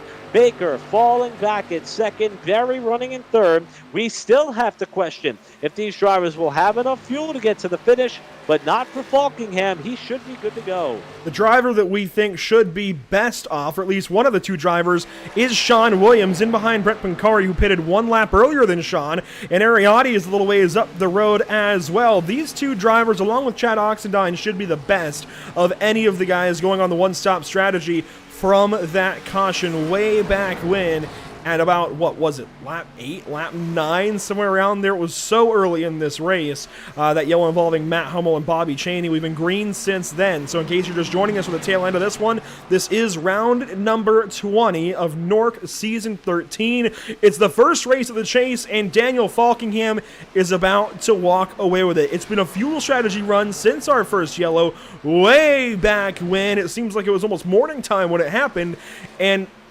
Daniel Falkingham did not pit under that caution. For any of you, again, just joining us for a little bit of context here, Daniel did not pit. He has since on old tires, driven away from the field and everybody who had pitted, and taken an extra stop compared to guys like Terrell Baker, John Barry, Ariani, Brett Pincari, Sean Williams, and has driven to them and away from them as Spencer Ray gets the wall that time out of turn 1. The stuff that Daniel Falkingham is doing is equal to none. It's incredible, and there's only 2.5 laps to go before he gets his 7th win on the season. Yeah, this is unbelievable, and I got to admit, as we watch him now try to navigate his way around the lap car, Spencer Ray, when you see someone have that strong of a regular season, the question as to whether or not they peaked too early comes to mind. As we mentioned prior, a couple of his wins came very early in the season. As a matter of fact, 2 of the first 3. The only one he wasn't able to get under his belt in the first 3 was that of Daytona. Well, this battle for second is not over. John Barry has gotten around TCB, and he is not relinquishing the opportunity to lay claim to that runner-up spot. Is Baker right on the backside of Barry as they go into turn number 1, but with only a couple laps to go, Falkingham is trying to kick off this potential championship run with a statement that he has not peaked early. He still has some great races under his belt, and he is trying to do so here at one of the toughest tracks of them all at Indy. It's not quite over just yet. Daniel Falkingham has not taken the white flag, and several drivers are around one another. However, here comes Daniel Falkingham. Like you said, I mean, it has just been an incredible season. This will be off of turn number 4 this time. And it will be the white flag in the air for the driver of the 20. Again, out of Jonesport, Maine, it's incredible what he's been able to do. This guy has got a bright future on iRacing. It's the white flag presented by Tucson Sound Art at Indianapolis for Daniel Falkingham. You look at some of the tracks and disciplines that Falkingham has had success on so far this season. Kansas, Michigan, to name a few. The road courses, which he dominated, literally dominated at Road Atlanta and more. Short tracks have been a strong suit of him, but a win at the Nashville Fairgrounds as well. And he is looking to win on a track that is unique in its own right here at Indianapolis to kick off what could be a championship pursuit after being off strategy, driving up through the field. And he is a couple corners away from his 7th win of the year. The final couple of corners for Daniel Falkingham, it is going to be win lucky number 7. The driver out of Maine, sporting Raging Cajun graphics, sporting Lobster 207, and first-rate bait, has certainly done it again. Win 7 for Daniel Falkingham in the fuel mileage race where he didn't care about it. He drove 2 and passed everybody. My goodness, what a run. Falkingham saying that he is in fact here to stay atop the championship standings. His closest pursuer, Zoltan Herczeg, currently 8th in the running order as we await for the rest of the cars to trickle across the finish line. But this night is about our buddy Daniel Falkingham on the cool-down lap. I wonder, Andrew, if there was ever any doubt as to whether or not he was going to have enough time, or if he knew all along that this was what he had to do. And the other answer to our question was yes, John Barry and TCB did make it to the checkered flag on fuel, so that would have in fact have been the race for the win. A couple of cars running dry after the checkered flag, it appears, so that was tight for many, but not for Daniel Falkingham, our winner. We've got bigger problems than running dry for some of these guys back here. Look at this for the driver of the 10, Tommy Gossett, somehow is going to squeak out a top 10. Look at his car. I'm not sure what's happened here, but I mean, he stacks up Patrick Colby and Spencer Owens. A lot has gone on here at the end, and I did see that Chad Oxendine dropped through the order. What do you say we do some investigative work and check into that as well? I mean, Chad Oxendine was somebody who we knew would also be pretty strong here tonight. I mentioned earlier, misspoke earlier about Homestead being a great race. Well, there was reason for it. He's here, though, with that 10 car, and Oxendine was somebody who came into the night 4th in points, 3 wide off the corner with Keithley up towards the wall. Oh, and no yellow for this. Wow. There was no yellow for that hit. That crash. Very, very surprised at the fact that that did not create a caution flag, especially with Keithley in the vicinity of those cars. I know that there was a ways to go before that next pair of Patrick Colby and Spencer Owens got there, but Wow, that could have changed everything. Certainly turned things on its head for Chad Oxendine. I'll tell you why there was no yellow. I believe the white flag had just come out when this happened. We'll watch trackside with this, and what this means that we'll see here when they come back around to the start-finish line is we'll be able to see the white flag if it's already waving when this happens at a turn 4. So this is turn 3, and the way these cameras are set up, we should see the white flag waving when they come out of this final corner right here, and that's where they have the contact. Yes, white flag is already in the air. I mean, look at the massive hit. So that explains the lack of a caution for that. This was after the white flag had been displayed, and that was the dropping of the order that I had seen for Chad Oxendine. Somehow Tommy Gossett and Chad get back around to complete the lap, but then there was more activity after the checkers, and we'll check in on that here where Hayes Booth was involved.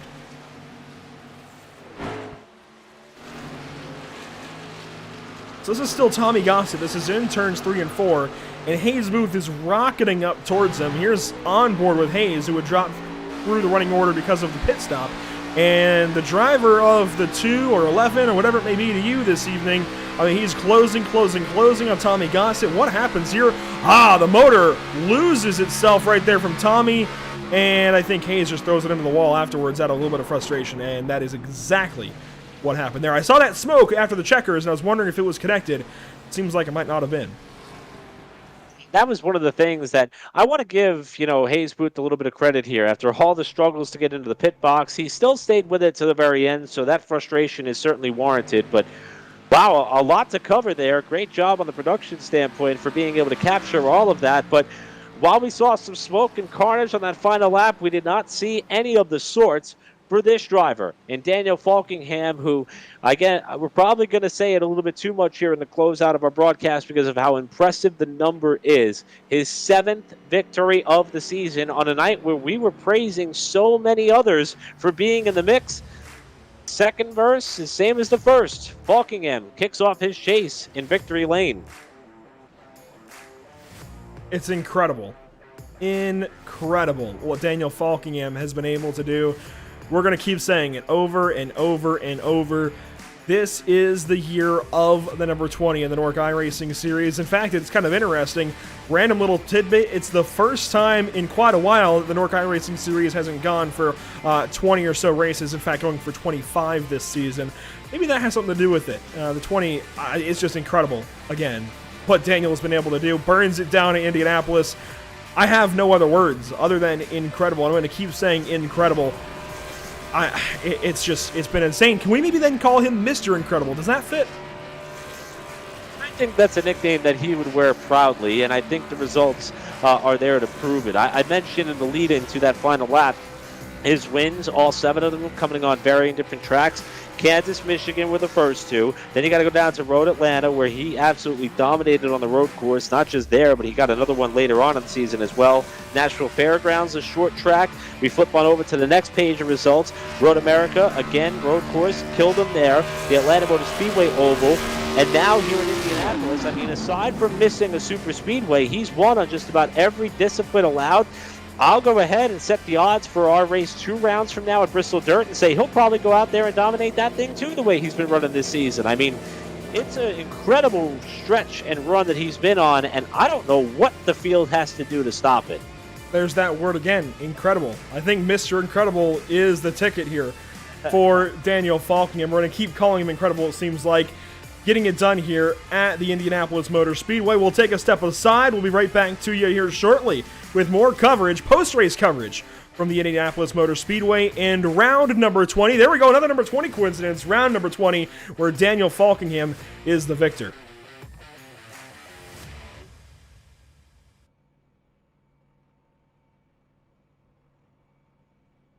SoundArt introduces an entirely new way to listen to music in your home. By combining the best of 2 products, a revolutionary high-fidelity, low-profile Bluetooth wireless speaker with beautiful artwork. Select from a library of artwork or upload your own photos to personalize your experience. SoundArt ushers in an era of invisible, beautiful, and amazing sound throughout your home and redefines your entire entertainment system. The need to reclaim your floor space and rid your home of unsightly speaker boxes that need to be bolted to the wall is now a thing of the past. Our canvas is printed on high-quality permalite by Breathing Color. And select from our gallery or upload your own. Standard sizes include 16 by 20 and 18 by 24 canvas wrapped. Custom sizing is available, as well as surround sound options.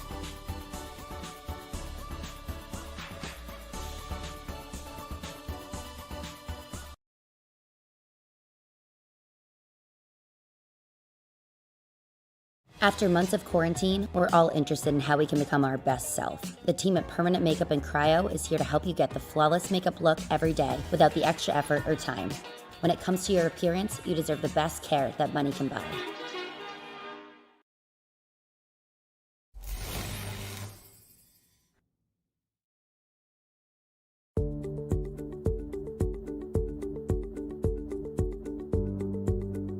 Sound art is a product that is a speaker and it's art. We combine it together and we call it sound art. What makes it so unique that any picture can be your speaker?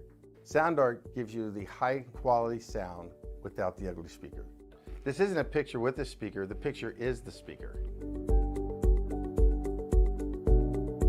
Just imagine your wedding picture uploaded onto a canvas and now it's speaking 10,000 tunes. I mean, it's a very cool concept. What we like so much about it that you can take anything that means something very special to you, upload it on the canvas, have it hanging up in your room, your balcony, wherever you want to put it, and now it's a speaker. I mean, how cool is that? It's something that we have that and no one has. No one has this product. It's just a great gift to give anybody. It's just a neat concept. Around here we say, art never sounded so good.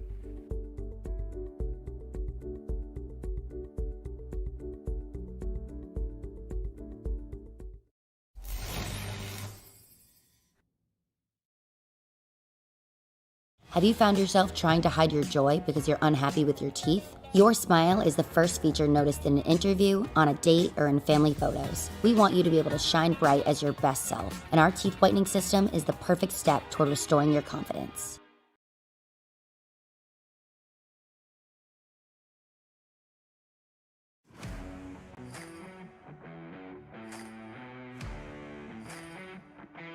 Welcome back to the virtual Indianapolis Motor Speedway. 2.5 miles of pavement.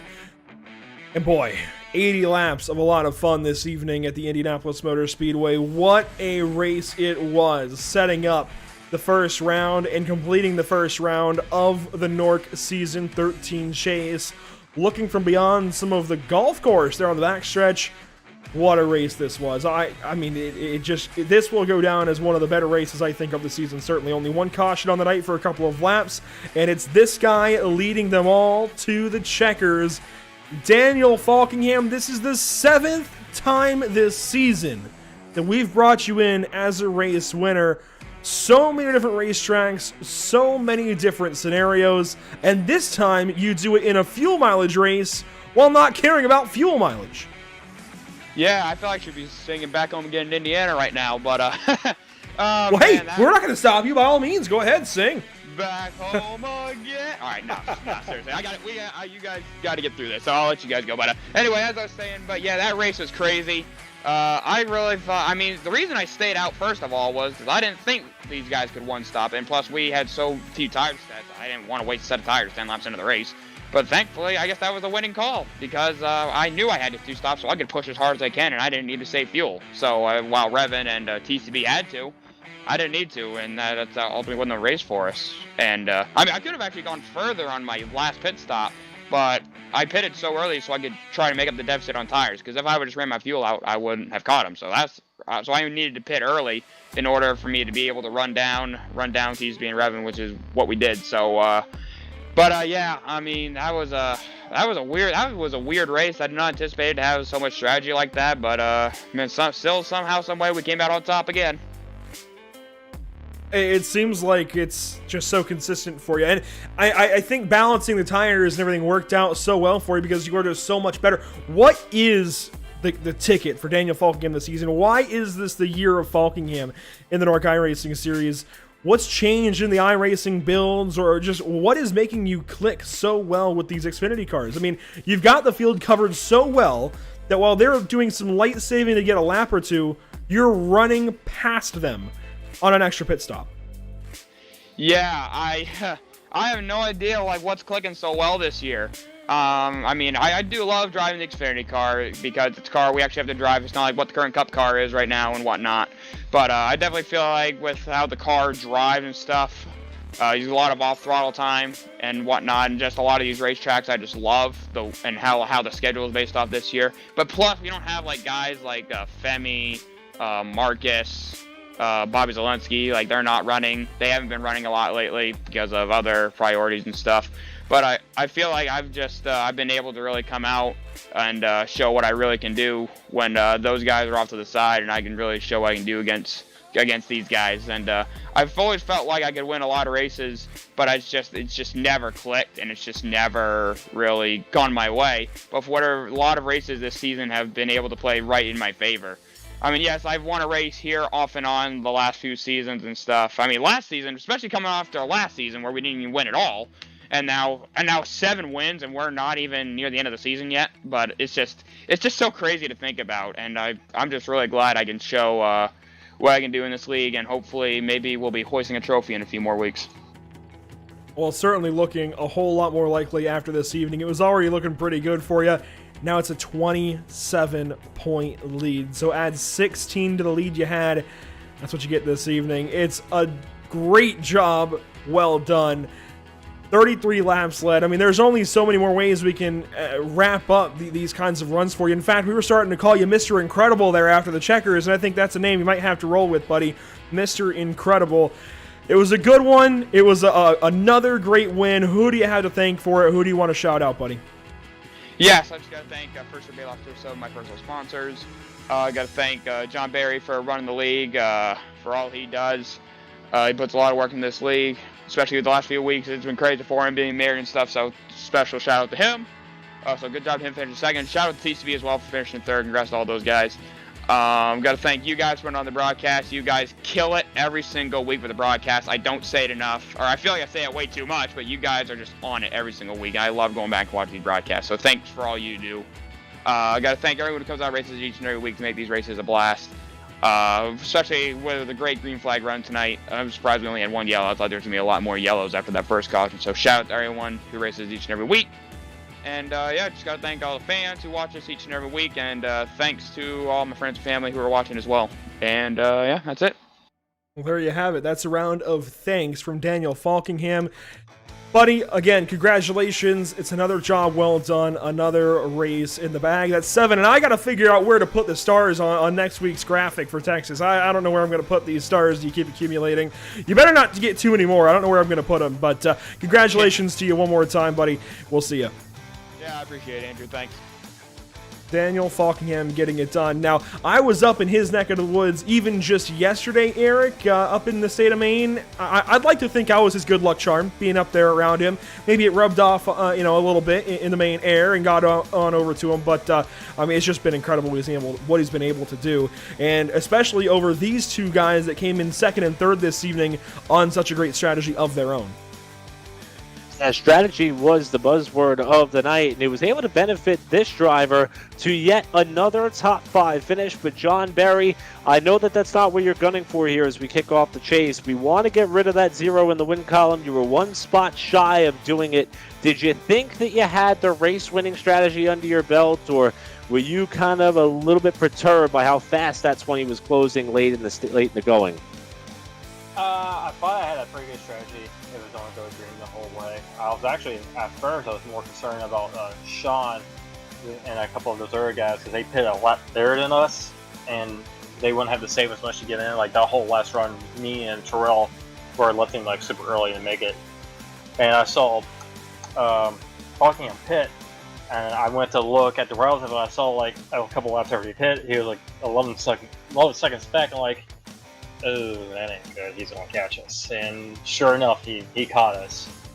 So, I don't know. These races, it seems like these strategies, like it kind of goes back and forth. It seems like the whole running it all the way to the end of fuel never works because you make the time up on tires way too easy. But the second place with the strategy, I'm pretty happy with that. But damn, I wish Daniel would go away and stop winning these races all the damn time. So. That leads me to my next question. We just kicked off this 7-race stretch to decide who the season 13 champion is going to be, and you had a great start to the night. I mean, we saw guys like Herczeg not really up towards the front all night long. You were, but the one car that I'm sure you wanted to have to finish in the rear view ended up one spot obviously ahead of you for his 7th win of the season. I mean, how do you measure the success of the night? It's a podium, it's a runner-up, it's a great night from the chase perspective. But do you really have to focus forward on beating that 20 car alone, or do you think that runs like tonight is what it may take for you to grab another NORC title? Really, the only thing I can really do is just go out there and just do the best I can every night and try not to screw up or get wrecked. And as long as I do that, I'll be pleased. But Daniel is going to be insanely hard to beat. I mean, he's got like some wins already, and it's just he's got a pretty big point lead. So beating him on speed, like even if I feel like if I win every single race, which is not going to happen, but if I did, he'll just finish second right behind me. So I'm going to need luck to beat him. But I'm happy with the finish because it's been a long time since I finished this close to the front. But yeah, Daniel, he's off on a different plane of dimension right now. He's just kicking our butts.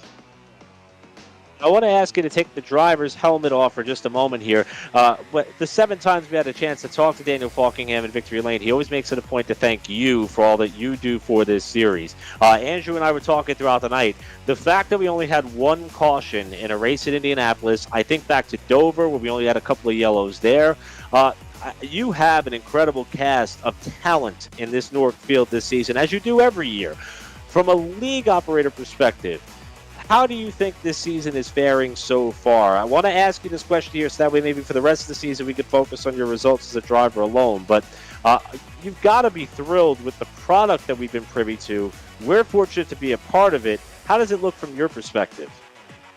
I mean, it's great for us. So, like, as long as we're not at a short track, our races have been like 1, 2 cautions, like 3 max, and the racing's been really clean. And it's like, okay, it kind of gets rid of the whole lottery aspect away of it, and like people can actually like run strategies like we had tonight, and you know the people who are fast will end up front, or people who can strategize will end up front, and like the races actually naturally play out, which is a lot more fun and a lot more nice to be in than the races like wreck. And for a while, this league, NORC, had a reputation of being a mean league, where you know all those guys, all they do is just wreck the whole time. But you know, really, we don't. I mean, we have really good racing. I feel like this last season has been fantastic. Granted, the short track races, they're a bit of a mess, but iRacing short track races, they're always a mess, no matter what league it is.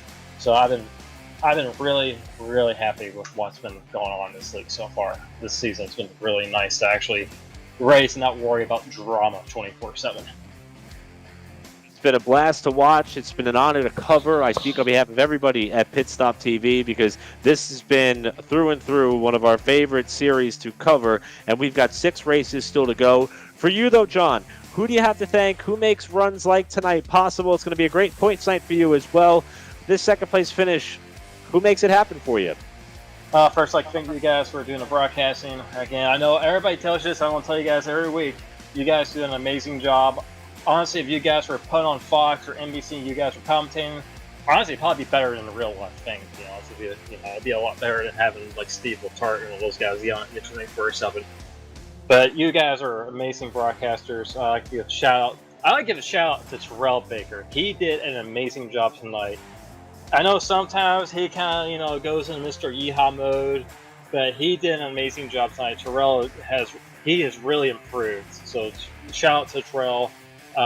Shout out to Daniel for winning every single race and kind of making us all look bad. Shout out to my wife, Miranda, love you. And also shout out to my gas guy, oh my god, I literally forgot his name, he's gonna kill me for this. Shout out to my gas guy, Dylan, who does an amazing job at AGS doing all this stuff, working like double shifts all the time. He's a great employee and we're very lucky to have him where we work at. I know sometimes, him and one of our bosses kind of get into it, but, Dylan, he's an awesome dude. I love working with him.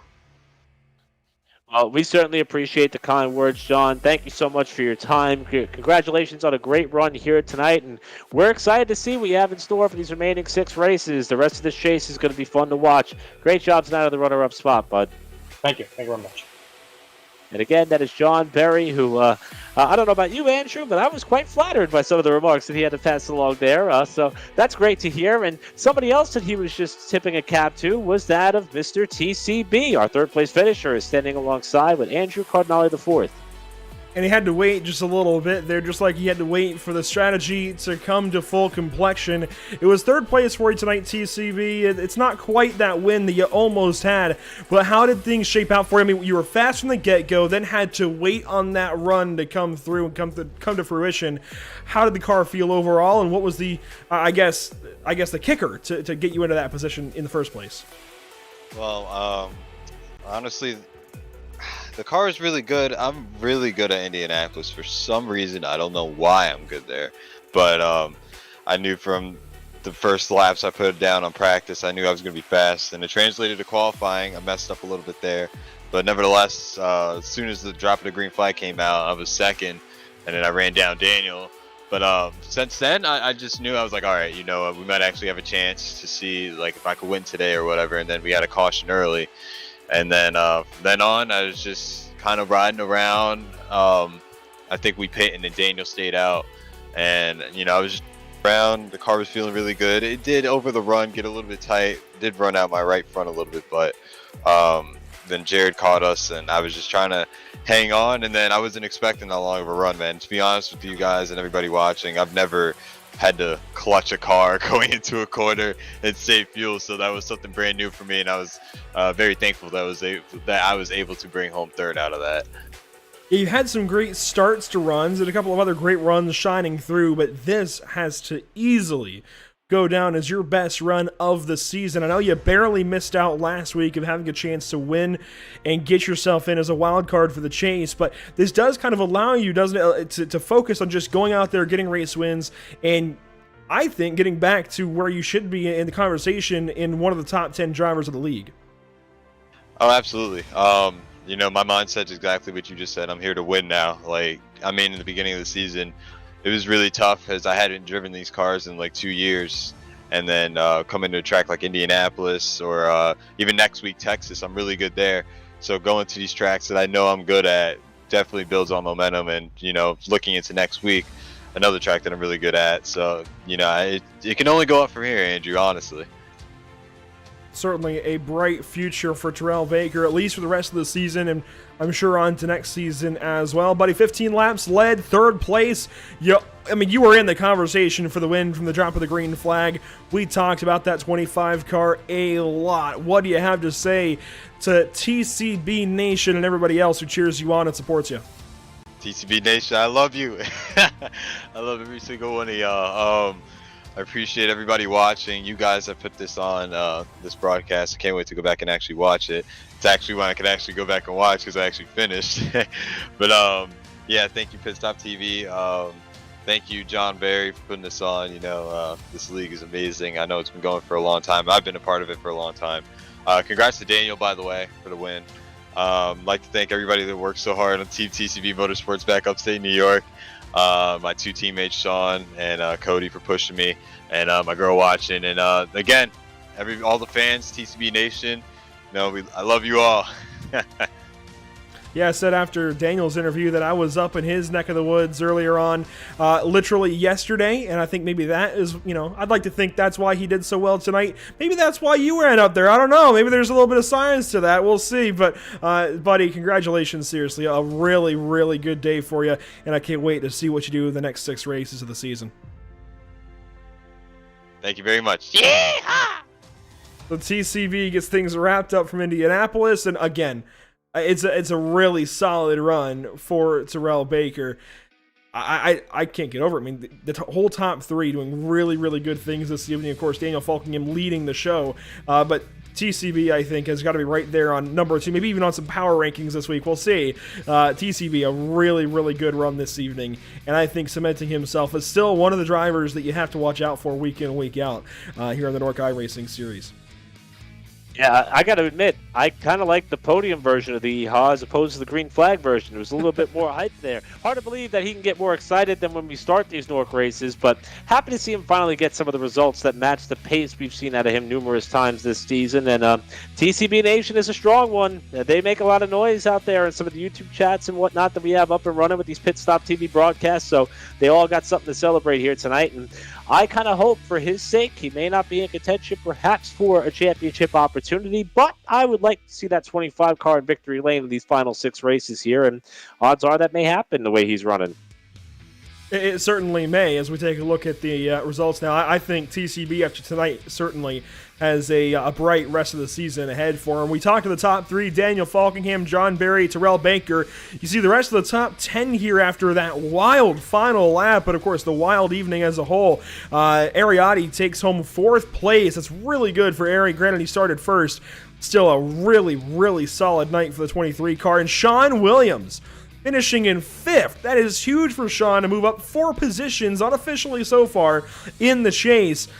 It may or may not be enough to vault him into championship contention, but certainly is going to put him right in the conversation with everybody else, all the way on up to 3rd, maybe even 2nd when it's all said and done. So Sean Williams getting things done this evening, and Brett Pancari in 6th, also a very, very strong run. Jared Darling, how about that? Another great run for another one of the chase contenders. He finishes 7th this evening.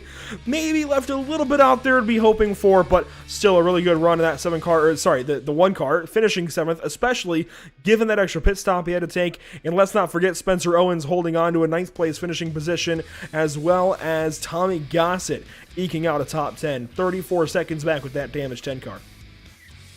Now we're going to start to get some of the drivers who did not have as much luck as they wanted coming to the finish line. Hayes Booth, who we saw kind of frustratedly get to the checkered flag there towards the end of this one at 11th. David Schutt was involved in a couple of skirmishes tonight. The driver in car 5, who was 5th in points, was 12. Tom Mercier, who was up and down the running order a couple of times tonight, 13th. And Cody Miller, another one of the chase contenders, 14th, while Sheldon Lockey stayed on the lead lap all night long in 15th spot.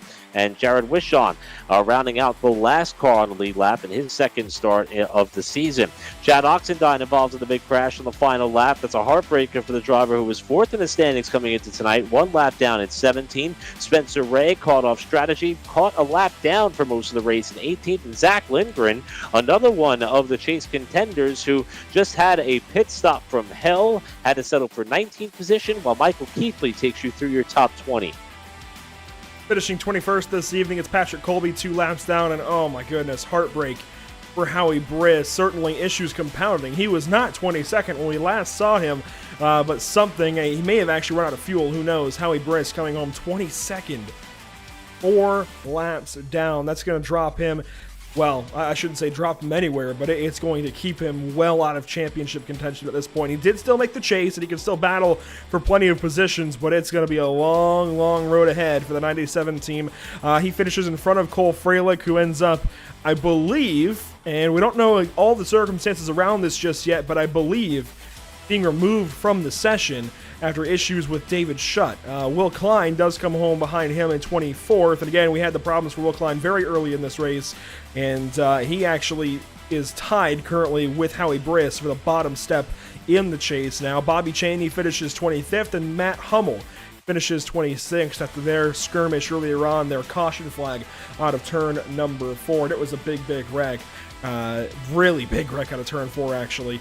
That gets it done, though. 26 cars, and I think we talked about most of, if not all of them tonight. I mean, we were all over the field tonight. There might have been a couple that slipped through the cracks. I mean, we talked about Michael Keithley. We talked about Tom Mercier, Cody Miller a little bit. I'd like to think we talked about darn near everybody in this field this week, and there was a lot to talk about for every single one of them, Eric. If we think back to, I believe it was the 2011 Brickyard 400, where Paul Menard was able to stretch the fuel mileage and grab his one and only Cup Series win. I mean, this track does have a bit of a reputation for having events like what we had tonight. But the one thing I love is that it created a formula which has pretty much been on par with the entire NORC season, where we have drivers who are vying for a championship in the mix. We have drivers who are going for simply a race win at the virtual Indianapolis Motor Speedway who were in the mix. And I like the fact that you kind of referenced that We spoke about a lot of different drivers on a number of occasions tonight, not just through through the field occasions and whatnot. We never really had a chance to do it through the field because there was so much happening on the racetrack, simply because they were cycling their way up into contention all throughout with so many different avenues for this race to take, and we only had one caution. That's the beauty of NORC. That's why this series and this championship is so, I'll use the term again, illustrious, is because it certainly means something with this type of field, the type of racing, and the type of talent that we have. And I think this race was the perfect place setter to kick off this 7-race stretch towards that championship, because it gave us all of that and more. Of course, we always ask these drivers who they want to thank, and we talk about thanking even the league here all the time, and they thank us even sometimes for this amazing racing. But the amazing racing that we talk about and talk about every single driver, none of it would be possible without our partners here at Pit Stop TV that we want to give a big thanks to. Of course, Tucson Sound Art, where your picture is your music. Use promo code PitStopTV at checkout for 10% off of your order, as well as Race Pace Setups, the official road setup provider. Wow, as Tom Mercier comes into your living room right there, the official road setup provider of Pit Stop TV, as well as Permanent Makeup and Cryo in Maine. Ashley Bollier and her team of specialists doing great things up there. In fact, my brother and my sister-in-law actually just got facials there. We were up in Maine, and they were able to go to Permanent Makeup and Cryo in Maine and get facials yesterday, and certainly have become believers of what they're doing over there at Permanent Makeup in Maine. It's really incredible stuff, what they have going on. Ashley Bollier, Evan Bollier, and their entire team of specialists through their multiple locations as well. Auburn, Lewiston, Saco, Naples, Harrison. I mean, there are so many places, and certainly branching out. Of course, a big thank you as well to Whiplash Media, the official graphic and camera provider of Pit Stop TV, as well as BAM Racing Videos by a race fan for the racing community. And Eric, we can go on and on and on, but I want to sum up one thing about Daniel Falkingham's season so far. If we look through the wins list, the all-time wins list, Daniel Falkingham has gone from being tied with David Schutt and now would be tied with Cody Miller and Chad Oxendine to now surpassing Benjamin Nelson in wins and actually breaking that tie back at Atlanta, now doing him one better and is now at 11 total race wins. One win behind Freddie De La Rosa. And for the longtime NORC viewers here, Freddie De La Rosa has a lot of wins. And I mean, you go back and think about all the times that he either did really well or won races. I mean, he was always the talk of the town, along with so many other drivers way back when. The fact that Daniel Falkingham is about to surpass Freddie De La Rosa is pretty incredible. The other incredible part about this season is Zoltan Hergzeg last week with his win at Daytona, Eric. He actually broke his tie with Freddie De La Rosa and took outright 4th place on the all-time wins list. It's pretty incredible what these two are doing this season, especially Daniel. From 4 wins up to 11 in one season is beyond me, and it's not like Daniel's brand new either. He's been here for a while. It's just been his breakout year.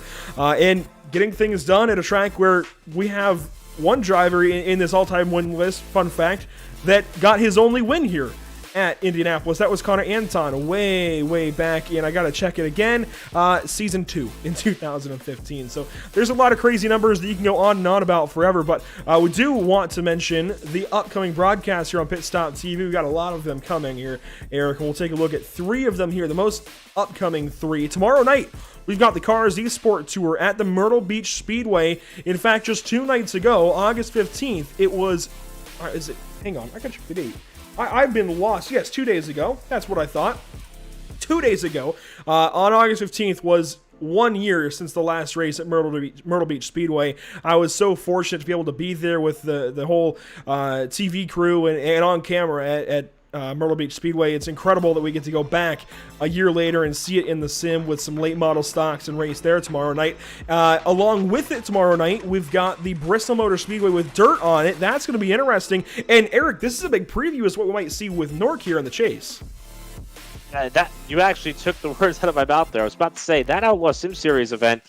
First off, hats off to everybody here on the platform at Pit Stop TV. We have a good crew, a great crew. I won't say good crew, a great crew of people who work to make these broadcasts possible. Wednesday night's been one of those double headers for the last few weeks that we've had here, so we have all hands on deck to cover both of those events. And I'm with you. I think while I'm hyped to be a part of the Cars Esports Tour team for the first time this season, I know that if we happen to wrap up on time, I'm going to switch on over and check out that Outlaw Sim Series event there on the dirt track at Bristol, because we got just 2 races before these NORC competitors are put in a similar situation, and there is a lot on the line there. And if the pavement stuff doesn't get you going, if the dirt oval stuff doesn't get you going, we've got some road racing action to carry things home for us on Thursday nights from Canadian Tire Motorsports Park as well.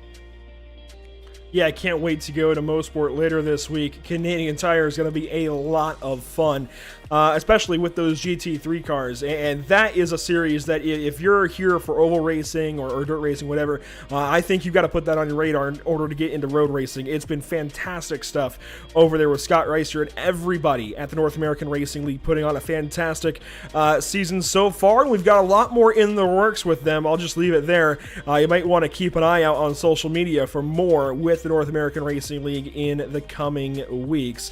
We can find updates for all of these broadcasts and a whole lot more. Where can we find them here, Eric? We can find them at these social media links we showed a little bit ago, but facebook.com/pitstoptv, twitter.com/pitstoptv_, as well as instagram.com/pit_stop_tv, twitch.tv/pit_stop_tv, and youtube.com/c/pitstoptv1.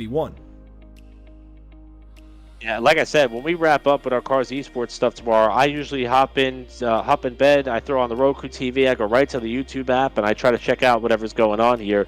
So many ways there. And I will say, one of the favorite elements we've introduced here on the platform over the last few weeks is I think we've upped the ante on some of the social media stuff we're able to put together. I love the fan interaction. I love the poll options that we're putting out there. So much hard work is going into not only growing our brand, but also trying to help these series get some additional recognition and eyeballs on them, because they're, especially when you got a series like NORC, there is so much good racing going on. The best way to get the people involved is to point them to where they can stay up to date on all that's happening. That is the way in which you could all do so, and we offer a lot of opportunities for people to stay on par with what we got cooking here tonight. And I'll say that tonight Emerson Arden did what we have all of our social media members and company do when they're in that slot and in that role, hitting it out of the park. I checked on over Instagram just a short bit ago, and I saw already that the news was out that Daniel Falkingham was on a tear. So that's how we do here at Pit Stop on the social media side, and there are so many options and avenues to take. Certainly, it's been a wonderful time getting things going. I like what you mentioned there, expanding some of the brands here for Pit Stop TV and the other leagues around that we're covering. We have certainly been hammering things hard. A big shout out to Emerson Arden and Trey Shuttlesworth. I don't know if anybody noticed it, and this is kind of getting into extended post-race coverage here, but I really want to give a big thank you for anybody else still watching or watching after the fact. A big thank you to Emerson Arden and Trey Shuttlesworth for holding down the summer here at Pit Stop TV. We've been tried a couple of times. It's certainly been very, very stressful these last several weeks, but I was gone a lot, especially in the midweek when we have our meat and potatoes of our weekly broadcast schedule. There were some weeks that I would prep this stuff for these guys, and they would execute every single broadcast to a T. Fantastic stuff, fantastic work from these guys, as well as rolling out a brand new social media schedule each and every week, and certainly try and hit you guys with some really good social media content lately. And again, Trey Shuttlesworth, Emerson Arden doing the Lord's work, it seems like. Fantastic stuff from those two, and again, my utmost gratitude to each of them.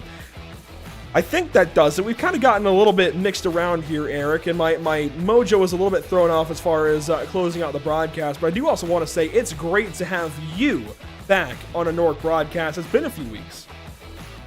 Yeah, I apologize for that. I've had a lot going on, been on the road a little bit.